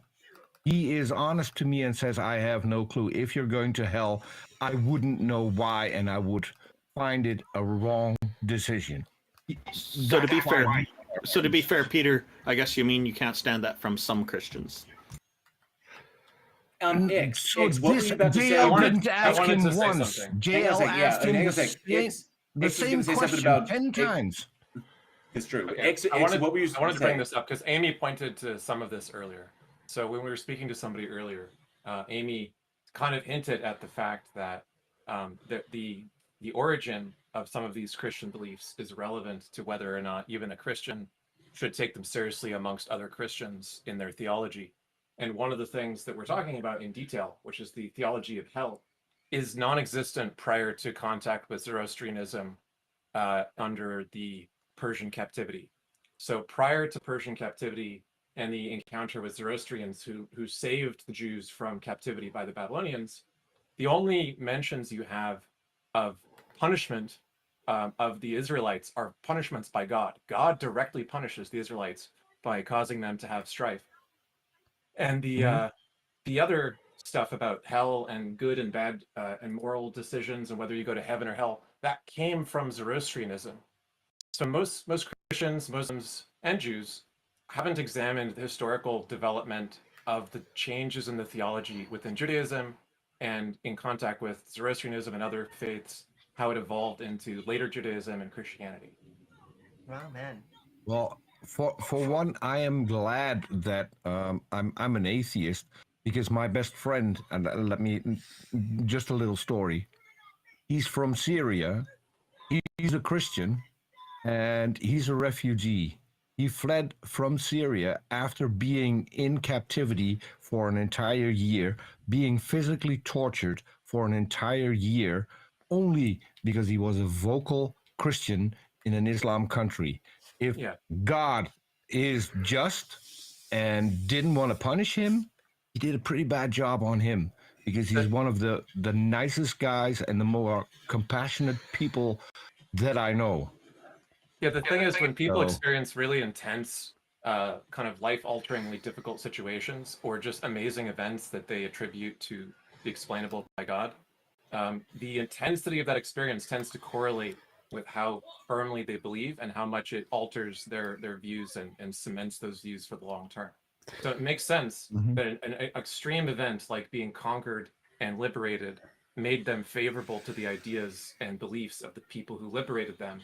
And they regarded the king of Persia as a savior. And he's one of the few foreign leaders who's not a Jew who they, are very, very praising of. And it's just like when you pray that the rain will stop, and it does. In the moment when you really wanted to prove to your friend that it's important that you could do this, it's much more of an important story to you and changes your life than if it was just on a random Tuesday and it didn't help you convince your friend or something like that, right? And I think anyone who holds an Abrahamic faith, or any other religion for that matter, if you want to be taken seriously, by me at least, I think you need to look at the origins of your faith, look into the archaeological and scholarly tradition that studies the origins of the faith, and do an honest comparison between, do you believe a set of beliefs that are handed to you at the end without knowing where it came from, or do you look into where the sausage came from and still hold that belief after understanding all the history of how human beings compiled and changed and altered and revised their beliefs in response to drastic circumstances like being invaded and held in captivity and having Jerusalem sacked and so on. All these pivotal events changed theology drastically. All right, so next speaker. For people in the audience who are not familiar with Zoroastrianism, it is the polytheistic religion that was quite common in Iran before the Muslims took over in, I believe, was the 70s, and outlawed all other religions and brought in forced Islam on everybody. But next speaker, I think Zoroastrianism was the first monotheism. But anyway, next religion. I didn't say it was the first monotheism. I said the concept of hell, punishment. That was a change from Sheol. So the first references come directly after exile. Yep, that's my understanding too. This is a scholarly fact. All right, No Name, what's going on? Hello, No Name. Welcome. Thank you for joining us. You have your microphone turned off at the moment. We're interested to hear what you have to say. You may have to unmute yourself. His microphone's off. This is low-hanging fruit, but no name, no mic. All right, I'm gonna move you back to the audience. Just unmute yourself, and we'll pull you back up though.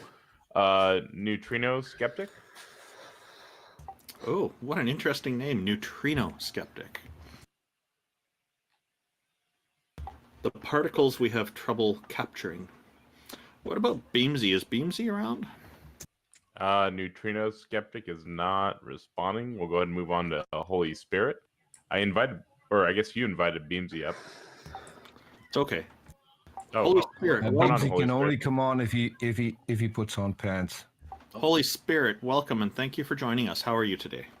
Doing great. How are you all doing? Great. What have you got for us today? I want to have a goal, right? And I want to know what are the main things for you guys that are stopping you from believing in God? No evidence. One thing. Evidence.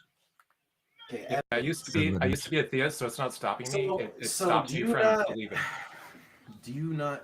Although I have to say now I'm actually talking to the Holy Spirit, I might be convinced after this conversation. But, I have one additional answer, but let's hear what you got for evidence. Okay, so you want evidence, right? Sure. And what would suffice as evidence for you? Novel testable predictions or I don't know. anything that can differentiate imagination from reality. So for me, because the deity is omniscient and omnipotent, I would require that they provide me with those capabilities for one fortnight, for 2 weeks, so I can experiment with it and confirm for myself. Okay, but that's not, Hang on. place. You just asked what the criteria is. That's fine. It's And still now evidence, you're trying to right? disagree with the criteria. But I have to jump in because I have to go to the bathroom. I have to take a quick leak. So too much How about- information. well, I want to explain while I'm leaving. I have to go for a minute, but I will be back. Okay. The Holy Well, Spirit what we'll has to do, leave we'll you. go on to our next guest, and then we'll bring you back on when you come Yeah, back. yeah. Go ahead. Go ahead. Yeah, okay, thank you very much. And while you're doing that, I just want to say it is the lack of evidence plus the It is- fact that a mind seems to need some sort of physical conduit. I've also I heard from Jefferson Spatchcock was having a conversation about this and was saying that by virtue of its of its attributes, then the only way to know that God exists would be to be omniscient oneself. So I agree with Randolph, which is like if it were to bestow omniscience upon me to know this, then so on and so forth. So I'm asking for two characters, omniscience and omnipotence, not the others, not the other omnis. I also like that they complain. And let me tell you something. If a god can do anything and everything, then by that definition, they should be able to do, once again, everything and anything. And I think it would be irresponsible. I have a very easy standard. Peter, okay, go just a second, Peter. I think it would be irresponsible to take omnipotence without omniscience, because with omnipotence, somebody could do a lot of damage unintentionally and unknowingly. So go ahead, Peter.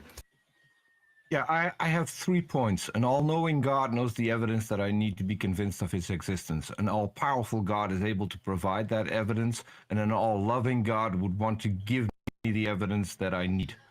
Ooh, all loving. That's an interesting take.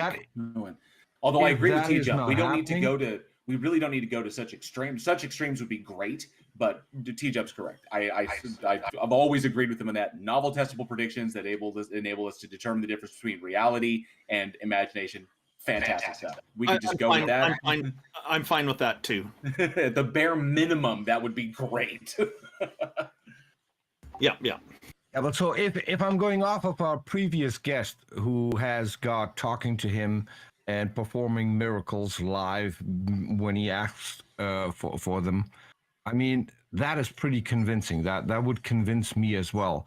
But I can't do anything, apparently, in order to get God to talk to me and to let me experience those things. So it's not up to me. It's really up to God. He needs to, if he wants me to know that he exists, which he, according to the Bible, he does, then it's really easy. In those Abrahamic religions, he was doing it all the time. He was basically a first-person character in the Torah and the Gospel. Can we move on to like the next speaker or Funny something? how all of that Move on to stopped the when next people speaker. had cameras and phones and stuff. Next speaker. Yeah. Are we move on? We'll go ahead and move on to the next one. Your Honor, we've got you next up. Your Honor, come on up. The bench is yours. And if anybody else would like to come up here and chat with us, try to prove your Bring God, the ask gavel. questions, feel free to raise your hand. Hello, Your Honor. How are you? You're going to bang a gavel for us, please. How are you doing today? Hello, Randolph. How are you? Hi, TJump. Hi, Amy. These are the people that I know. Hi, everyone else that I don't know. My take on it, I listened to the conversation. I listened to the part where you say that if you die and God hasn't given you, you have tried your honest best to come to the evidence that God exists, and you could not find that evidence. Yeah. So here, I want to ask you an honest question, since you mentioned that you honestly tried to come to that evidence. Go for it. What's the question? My question to you is: when the evidence is presented to you, presented to you, are you treating that evidence without bias? And honestly, to me, it seems like anytime I listen to these talks, it doesn't seem to be treated with I would say enough seriousness. Like it's like the default is to just try to dismiss that evidence. That's how evidence works. So, Yeah, so like TJump. what you're supposed to do, an honest investigation of any evidence, is to try to disprove it. That's what science works as. So like a scientist will present a paper and say, here's my paper that I think works. And everybody else, all the other scientists, will try to disprove it. They'll be like, see if we can find the holes in it and prove it doesn't work. Because that's the honest way to investigate anything, is to show that it doesn't work. And if you can't, then it works. I'm sorry, Taco. I would say check the group DM, please. That is half the truth. What you just said, that is half the truth. What do you mean? Because you would also try to see why it works.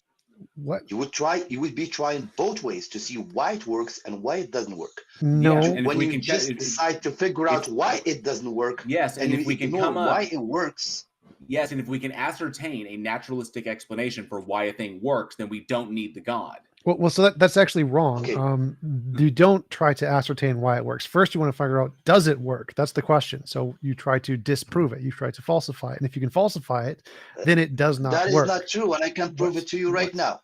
Okay, That is go not for true, and I can prove it to you right now.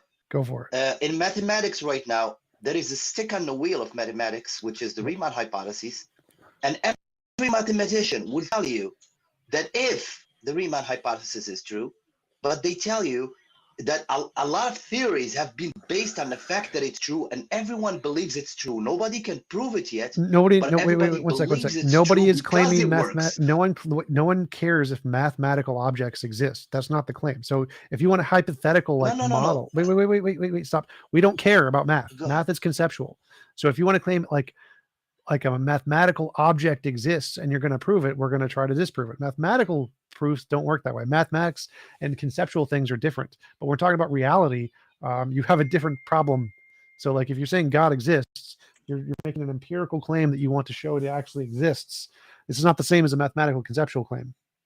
And just to bounce off what they were saying, that is the difference between creationists and the people who believe in science. When we talk about subjects like the Big Bang, evolution, how planets form, you can go to nature, you can go to John Hopkins, we can go to different scholarly, medical, or academic sources, and we can compare and contrast. We can do different tests and try and make sure we can replicate them. You cannot do that with God. And I have never seen a theist who believes in God present, here is my paper for the replicatable methodology that we have for tying God to reality. Okay, would you like an answer for that, Amy? Sure, absolutely. Okay, because the reward in the religion is based on the word belief, and it's not based on actually proving something like mathematics or in physics or in astrophysics or some other type of science. So it is a belief, and you would find that billions of people are satisfied with the belief. That belief is so strong in them that they worship God like if they could see him. Okay. Now, the question that I want to continue with what I was saying before is the fact that it is illogical. It is illogical for something to come from nothing. Sure. Now, it is a burden on you until you can prove that something does come from nothing. Then the burden of proof is on you. That's your position. Yeah, that's the theist. Well, No one believes something came from nothing. Let me lay this egg before you boil it. Let me lay this egg Wait, before you boil it. before you do that, like, we don't believe something came from nothing. Nobody believes that. So I don't know why you're bringing it up. That's not our position. Okay. So That's okay. technically, Your Honor, as a theist, that is your position, because there was God and there was nothing. There was God and nothing else, and then everything exists because God magically made it out of nothing. Okay, that's your position. That's not ours. I'm gonna create a new fallacy for you guys. I'm gonna call it the fallacy of keep the change. Okay. Because so far, what you have been able to do to try to disprove God, in the theory of the Big Bang, we had a problem because we had a problem of where stuff came from. So we created this thing that at the Big Bang, matter and antimatter were created, which equals to 0, plus 1 minus 1 equals 0. And for some unknown reason yet, we were left with some matter that didn't annihilate each other, and that's the universe we see today. So I call that the keep the change theory. Then the same thing happened. None of that matters. We have evidence to support this. This isn't just something we made up. So we have lots of evidence, like observations and predictions we can make to justify all of this. You don't have any of that of God. Observations could be explained in a million different ways. Sure. And a lot of them could be logical and more and some new ways. I can give you some ways that are more logical than yes, some that's right true. Now. But guess what? We made the predictions before we knew them. So people made predictions that if the naturalistic explanation of reality is correct, we'll make these observations when we look at the cosmic microwave background. We then looked and said, oh, we were right. So the fact of what makes something evidence is the ability to predict something before you know it and get it right. Naturalism has done that. Particle physics and cosmology have done that. God has not done that. So there's evidence for physics and naturalism. That is not true. That is not true, TJump. Because I'm gonna tell you right now. No, dude, no. Your Honor. Even if I give you evidence, Your Honor. I'll give you a counter example. You want a counter example? Give me counter example. Wrong? Yes, give me counter example. Okay, 1400 years ago, God in the Quran said that we have created the universe and surely we are expanding it. This is talking to people who are living in the desert, who don't know the basic science that you know right now, and God is talking to them about expanding the universe. 1923, you give a man a Nobel Prize for discovering. Your Honor, stop. We got it. The Quran claimed that the universe was expanding. TJump, would you like to counter with what the Bhagavad Gita says? Yeah, the Bhagavad Gita predicts the age of the Earth is 4.3 billion, which is actually accurate. Yours doesn't predict that. So if being able to predict a generality is evidence of God, don't make a wrong, TJump. Two rights don't make a wrong. What? Right? What? No. Two rights don't make a wrong. Your Honor. Giving me Your Honor. Stop. No. What we're saying is two wrongs don't make a right. Being able to guess something correctly isn't evidence. Example here that two rights don't make a wrong. No. Guessing a random fact correctly is not evidence. So the Quran getting a general fact correct that the stuff is expanding is just a guess. That is not evidence. Like it would be evidence. How much contemplation, in your opinion, that deserves? How much Zero. contemplation? Nothing. Would it's you garbage. say the number from it's 1 garbage. to 10? 0? Garbage. 0. Okay, this is what I'm. Okay, thank you very much for making my point for me. This is the point that I started with. That no matter what evidence would be, that's not evidence for you. The bias that you would have. No, there's no bias. That's not evidence. Right away. No, But that's you're objectively. evidence. No.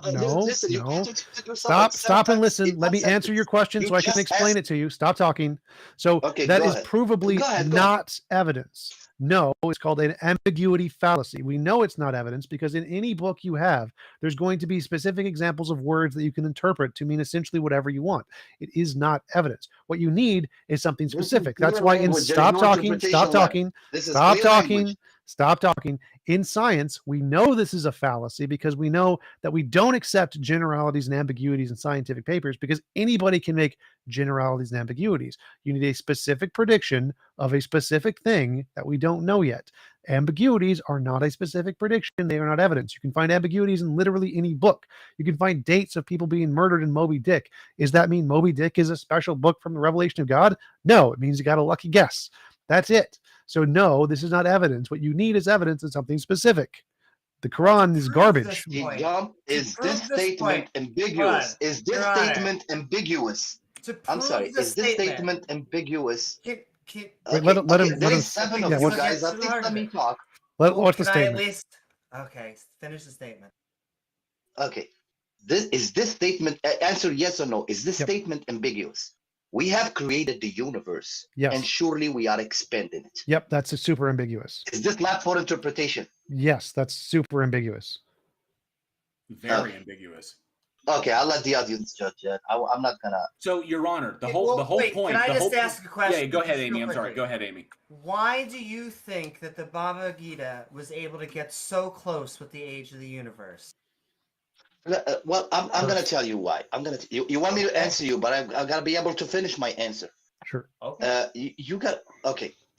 If I can, you see, we think that we have the absolute truth right now, and I can prove it to you right now. I don't know how to send you images or proof or whatever, but I can prove it to you, and I can back my evidence.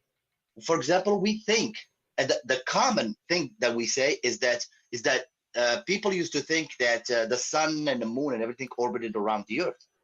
I can show you actual images of artifacts that have the sun in the center and it has the planets orbiting around it with the moon next to the earth. How does this answer the question? Would you say? I have no idea.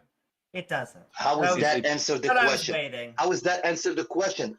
How does that answer the question? How do you know what I'm saying? How do you know that those people at that time weren't given knowledge? Because they were wrong? They weren't going based on their scriptures. Because they were wrong? What? Your Honor, I don't know where you're going with it. It's weird and irrelevant. The whole point. Your Honor, stop. Your Honor, stop. The point of the question was, you said that the Quran is valid because it makes a statement in there about the expansion of the universe. And it says it very kind of ambiguously. We countered, or TJump countered, with the fact that the Bhagavad Gita makes a prediction about the age of the earth before they could possibly have known it. And that prediction is older because the Bhagavad Gita had been around much longer than the Quran. But by your logic, that means that what the Bhagavad Gita claims is also true. So, but you don't hold to Hinduism or Buddhism. You don't hold to. So which one is true, Islam or Buddhism? And I want to know why. That is the crux. How did they get it right? They got something right. Okay, this is I'm assuming this is not a rhetorical question. You do actually want an answer. Yes, right? Yes, it is a legit question. Okay. In Islam, we believe in every religion that came before us. Okay. We believe that God sent 124,000 prophets and different scriptures and different messages and different messengers. We believe in Jesus, we believe in Moses, we believe in Noah, we believe in every religion that came before us. Some religions that weren't mentioned to us in our book, we neither believe in them or disbelieve in them, but we hold the possibility that they could be one of the 124,000 religions that were revealed. So if you tell me that somebody predicted the age of the earth in the Hindu civilization thousands of years ago, I would tell you that the possibility it could be one of the 124,000. So you just made the assumption that I don't believe in any of those. That's fair. That's fair enough. So the question here is, if we put that in a paper, the quote about we created the universe and caused it to expand or something like that, if we put that in an academic paper, would it be passed as a genuine prediction in an academic paper, or would it be considered ambiguous? What do you think? Would be considered a prediction that came to be true. A book predicted that the universe was expanded when everybody thought the universe was static. No. Wait. The question was, would a person in a scientific paper think this was a genuine, accurate prediction or an ambiguity fallacy? Now, if you know anything about science, in my honest opinion, 100% yes. If that's all what you want me to say without saying anything. That's fine. That just means you don't understand science. So in science, for something to be specific, you're not allowed to put generalities like we created the universe and we caused it to expand. You need an expansion rate, a rate of prediction, a time period, a measurement metric, a confirmability, falsifiability. You need all these things. Just saying I caused stuff to expand without giving us specifics that could show you're wrong, a falsifiability criterion, is called an ambiguity fallacy. You know that is not true, TJump. It is true. You know what you just said is not true. What? No, it's exactly true. It's literally the scientific method. Not true. You know that for years we've been just talking about a particle called. Stop. Listen, I could be your grandpa, TJump. Don't say kid. Your honor. Just stop. So no, what I literally said is literally the scientific method. You need specific predictions or it's garbage and no one cares about it. This is literally just basic science. If you don't know this, you know literally nothing about science. The reason we accepted general relativity, Einstein's theory, is because he made a specific prediction with an actual number that said that we were going to predict curvature of light around the sun that could be measured and was confirmed, along with many other predictions that could be measured and confirmed. None of those are in the gibberish that you read from the Quran. What you read in the Quran is called an ambiguity fallacy. We need specifics in science. We don't accept ambiguities. So, and TJump, correct me if I'm wrong on this, but Islam being one of the younger religions, one of the younger faiths, and Islam being aware of the other faiths that pre-existed it. So Islam, by virtue of just people interacting with one another. So Islam was aware, the Muslims were aware that Hindus existed, that Buddhists existed, that Christians existed, that these things existed prior to its own existence. Then Islam, or the Quran saying that Allah sent all of these prophets out throughout the world, and that's why other religions get things right sometimes. But Islam being the newest, isn't that post hoc?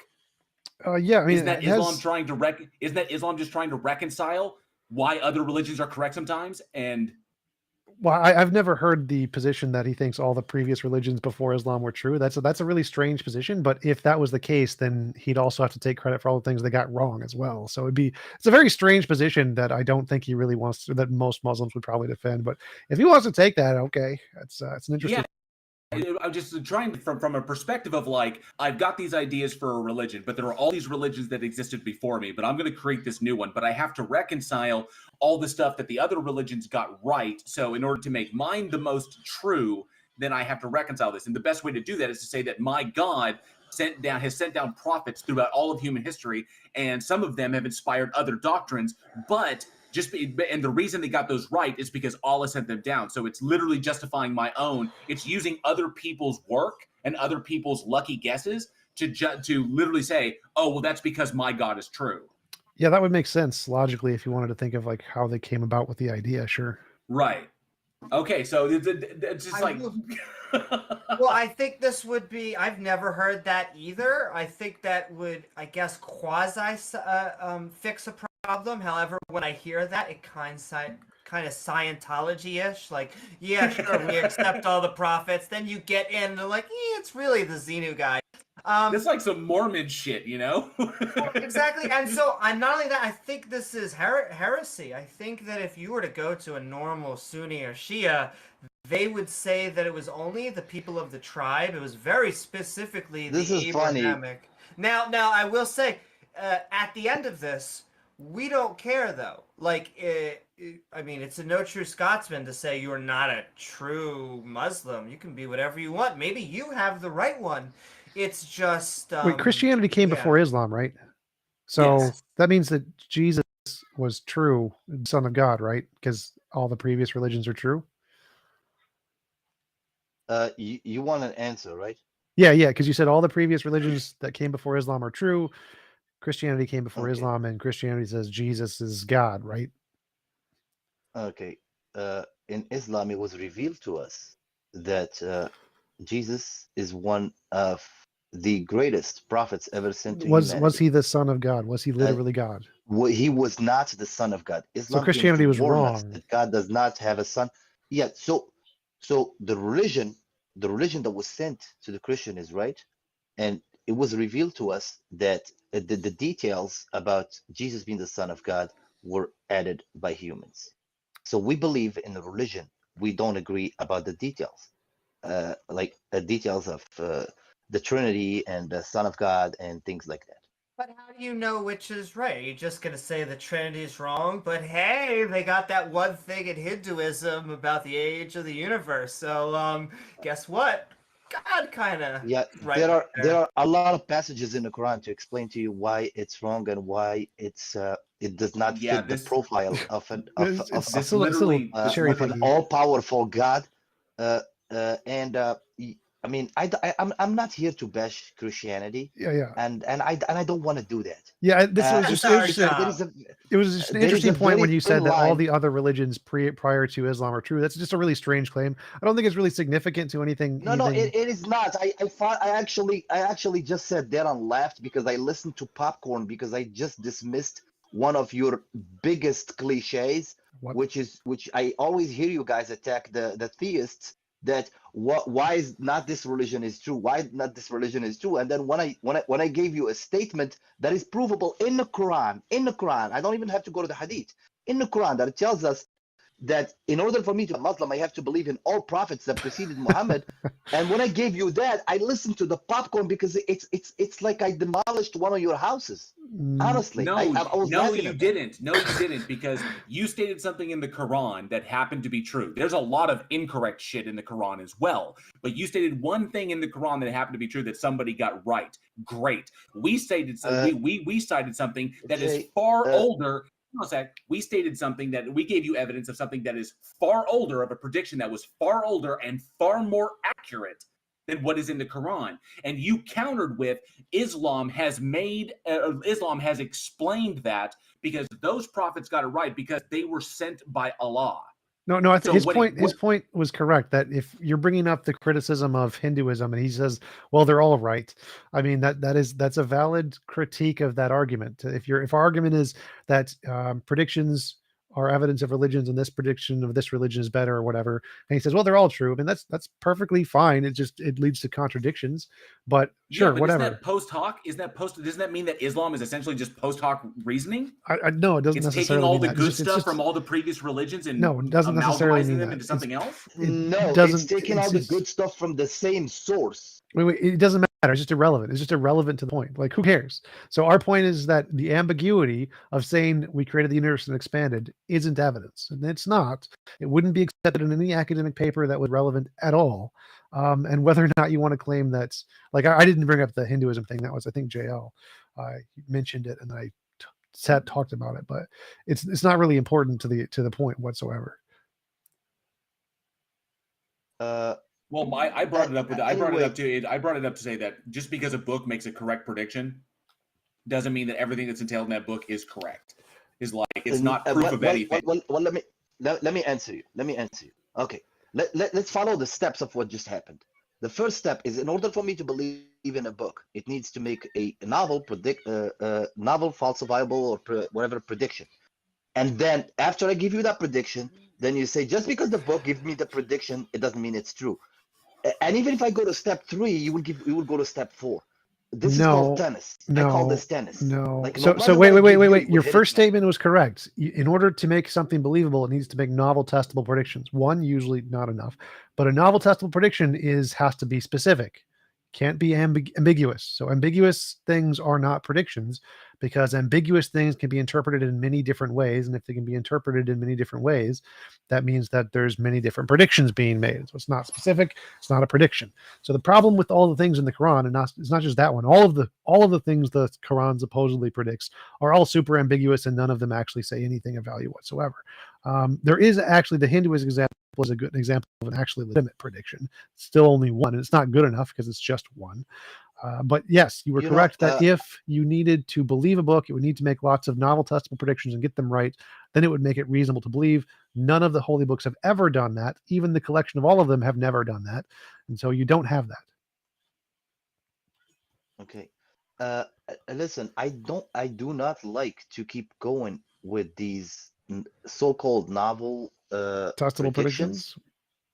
Okay, testable predictions. Yep. I don't like to keep going with those Why? because I know by experience, by talking to atheists, I know that it's gonna turn into a tennis game, and I don't like to do that. And I'll give you an example. I'll give you an example right now. When I told you that the Quran talked about resurrection, and What? God said that humans claim that we are not able to reassemble their bones, and God said we are even able to reconstitute their fingerprints. I mean, their fingertips. This is what it says in the Quran. Their I'm familiar. fingertips. Yes, I know Okay, that so quote. let me lay this egg, please. God says, if you believe that we're not able to reconstitute humans' bones after they're dead, we are even a step further able to constitute their fingertips. Is this a And prediction here, or something? I mean, anyone without bias will actually believe God is talking about fingerprints, because there are so many billions of people that lived, maybe trillions of people that lived on this planet, who have all different fingerprints, and God said He can make every single one back to the state of His fingertips. And Yeah. then in the late Wait. 19th What are century, you getting at? in Like, the this late has nothing 19th to do century, with we just fingerprints. discovered that humans. Wait. This is Let me not. just This finish. is not a Wait, prediction of stop. fingerprints.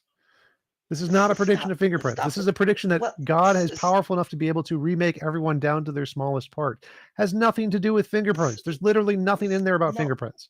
No rational mind would ever say fingerprints. Listen. I already listen. Here is a novel. Testable prediction. Testable prediction. Oops. Okay. Freudian slip. Okay. My. Yes. Yeah. Okay. Well, you know what? It's probably. What is it? It's probably Go ahead. it should be called that anyway. What's the prediction?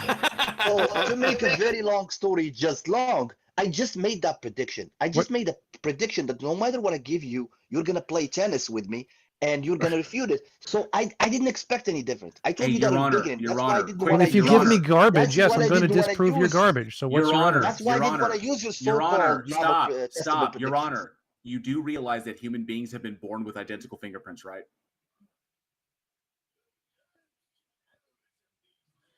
Do you realize there has been trillions of people? No, there has not been trillions of people. Your Honor, you do know that human beings have been born with identical fingerprints, right? Human beings that are not related, that are not like literally of the same family. That people have been born on the planet that have identical fingerprints. Okay, hold on. Let me ask you this. No. You know that, right? No, it's like, Your Honor. No, it's not true. Yes, it is true. It is true. We literally have cases on the books of individuals being sought out and being arrested for crimes they didn't commit because they shared the same fingerprints as the perpetrator. This is something that has literally happened. Let me explain to you why that is. Because let me explain to you. Okay, because in the systems we have to retrace fingerprints, there are so many criteria that we measure.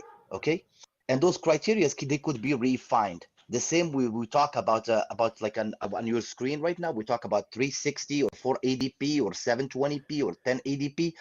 The more detailing you go in, the more difference you will find, and it will go all the way from 10 to the power of 12 to 10 to the power of 60. The difference in a human's fingerprints. So if you use smaller criterias, okay, you will find that. But if you dig in deeper, you will find that those people do not have identical fingerprints. Okay, what's the point? Like, who cares whether or not people have identical fingerprints? What is, like, nowhere in the Quran does it say no two people have the same. Humans being okay.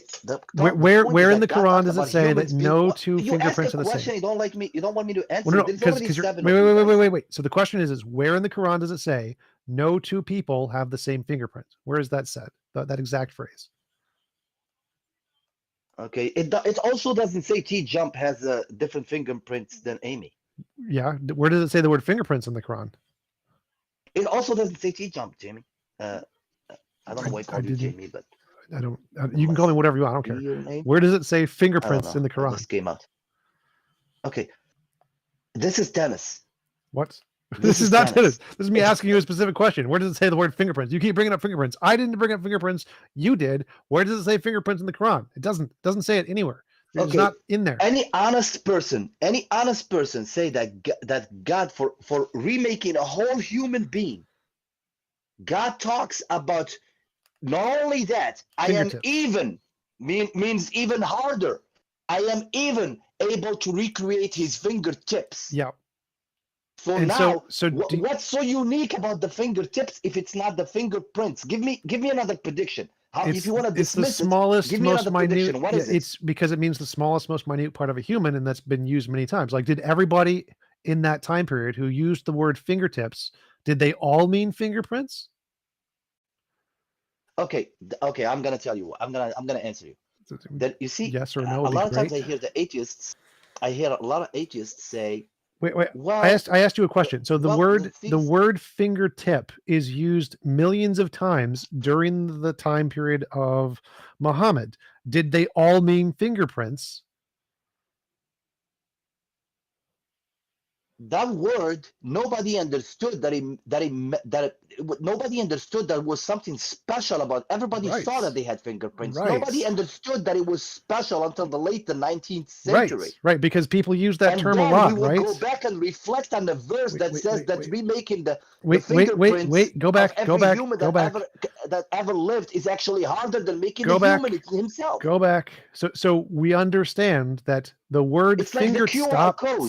Stop. The word fingertip was used really commonly back then. It's a pretty common phrase to use to create someone to their fingertips because it's the smallest part of somebody, the most minute, insignificant part.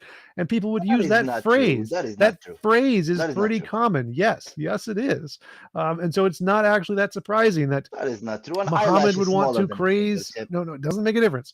That they could use that phrase to mean that God was powerful enough to create even your smallest part. It has nothing to do with the fingerprint. This is why it's called an ambiguity fallacy. This is why it wouldn't be accepted in a scientific paper. If you want to say fingerprint, you say fingerprint. If you don't know what a fingerprint is and you're referring to something ambiguous, you say fingertip. That's why what everything in the Quran says is an ambiguity fallacy. If it was actually a prediction, it would just say fingerprint, problem solved. Well, let me answer you. Let me answer you, TJump. That wasn't a question. I started to answer you earlier and never finished. I'm gonna hope this time it's gonna work. I said, a lot of times I hear the atheists talking about, well, I'm not talking just about Islam, I'm talking about every religion. They say, well, they wait for something to happen scientifically and they look in their book and they say, ha, tada, here it is. Okay. And why don't they come up with something first? What? And then I have no idea what you're talking about right now. Come up with what first? Okay. So, and then I have a verse in the Quran, which is a book of signs. No, it's not. Each verse in the Quran in Arabic is called ayah, which means sign. Okay. And God in the Quran, there is a verse that says that to each sign a time where it would be prophesied. So for example, the sign of the fingerprints was prophesied in the Quran 1400 years ago. Where does it say fingerprint anywhere in the Quran? What it would happen is when a human, this is not another God. Oh my God. What you're saying is so insanely stupid. Stop. Let me finish. No, you've already gone far enough. You've gone far. Like the fact that the Quran says an ambiguous phrase that refers to a part of the body, and then you discover something about that part of the body that we didn't know yet, isn't a prediction. That's stupid. That's literally dumb. If you think that's evidence, you have the dumbest criterion of evidence ever. Sure, go for it. Hold on. Can I jump in real quick? Because fingerprints as means of identification have been used by the Babylonians since about 1792 or 1715 BCE. So the fact that the Quran mentions this is something that by then had been known to humans for about almost 2,000 years. It's not really something that God brought to our knowledge. Yeah, and it doesn't actually mention any, and the Quran doesn't mention anything about adermatoglyphia, which is a genetic condition in which people don't develop fingerprints. Yeah, so well, you realize so you realize the that what you fingerprint just said has issue nothing is to do with that. But what I said, but I would like to answer Peter if you don't mind. You know, this is very interesting what you said, Peter. And what I'm gonna do is I'm not gonna say that what you said is wrong. I find it very interesting that they know something in the BC back to the exact year. I mean, something like this. I mean, we're not talking about when some king was born or something.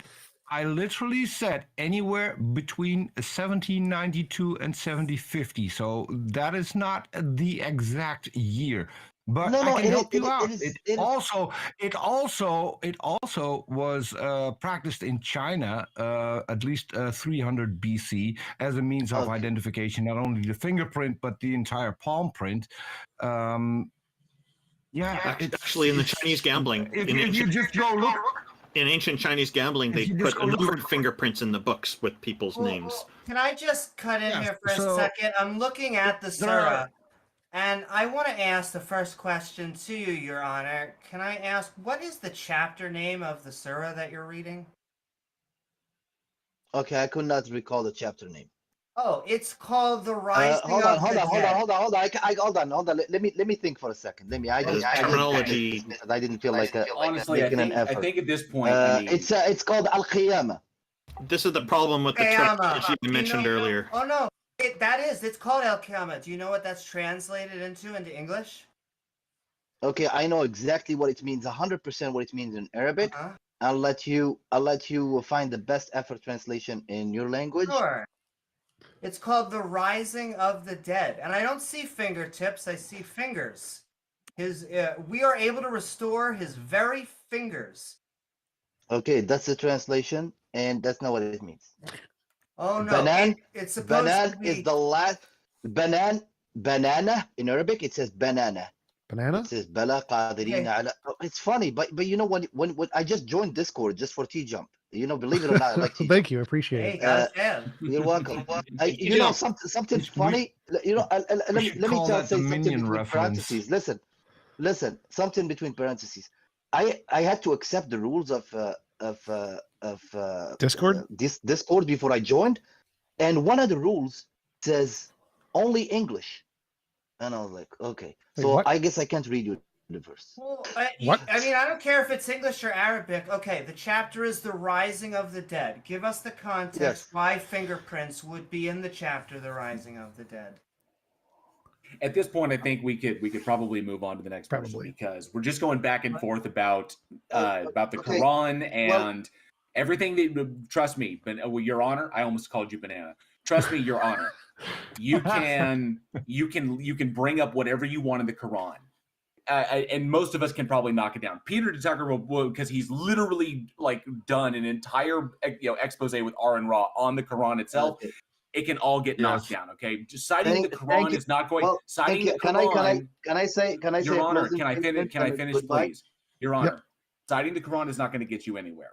All right. So just like if a Christian were up here and saying, "Well, you got to go to the Bible," that's not evidence. It's not evidence. It's so. Probably find better evidence. The series that we did, the entire panel, apart from Aaron Ra, were all ex-Muslims that could read and speak Arabic.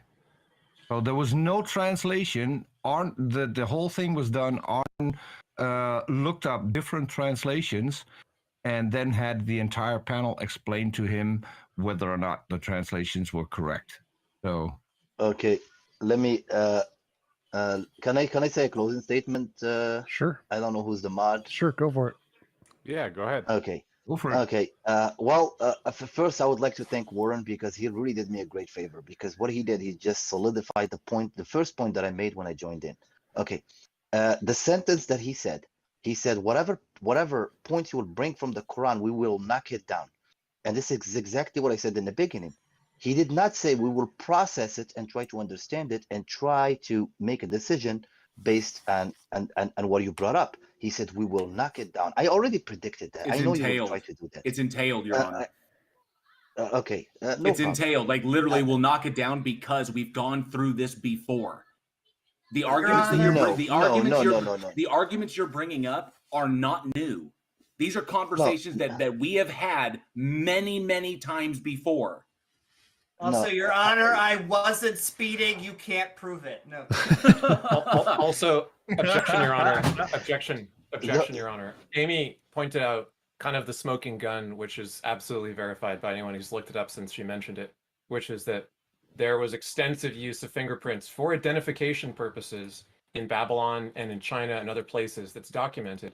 The use of it for criminology is a recent innovation, but the use of it to identify family members and business deal partners goes way back. So I hope the next time that you're talking about these supposed miracles, that you'll do the intellectually honest thing and credit Amy for having informed you that that actually is not a good claim of prophecy. It's not a because it actually was prediction. They widespread. already knew it. That's Yeah.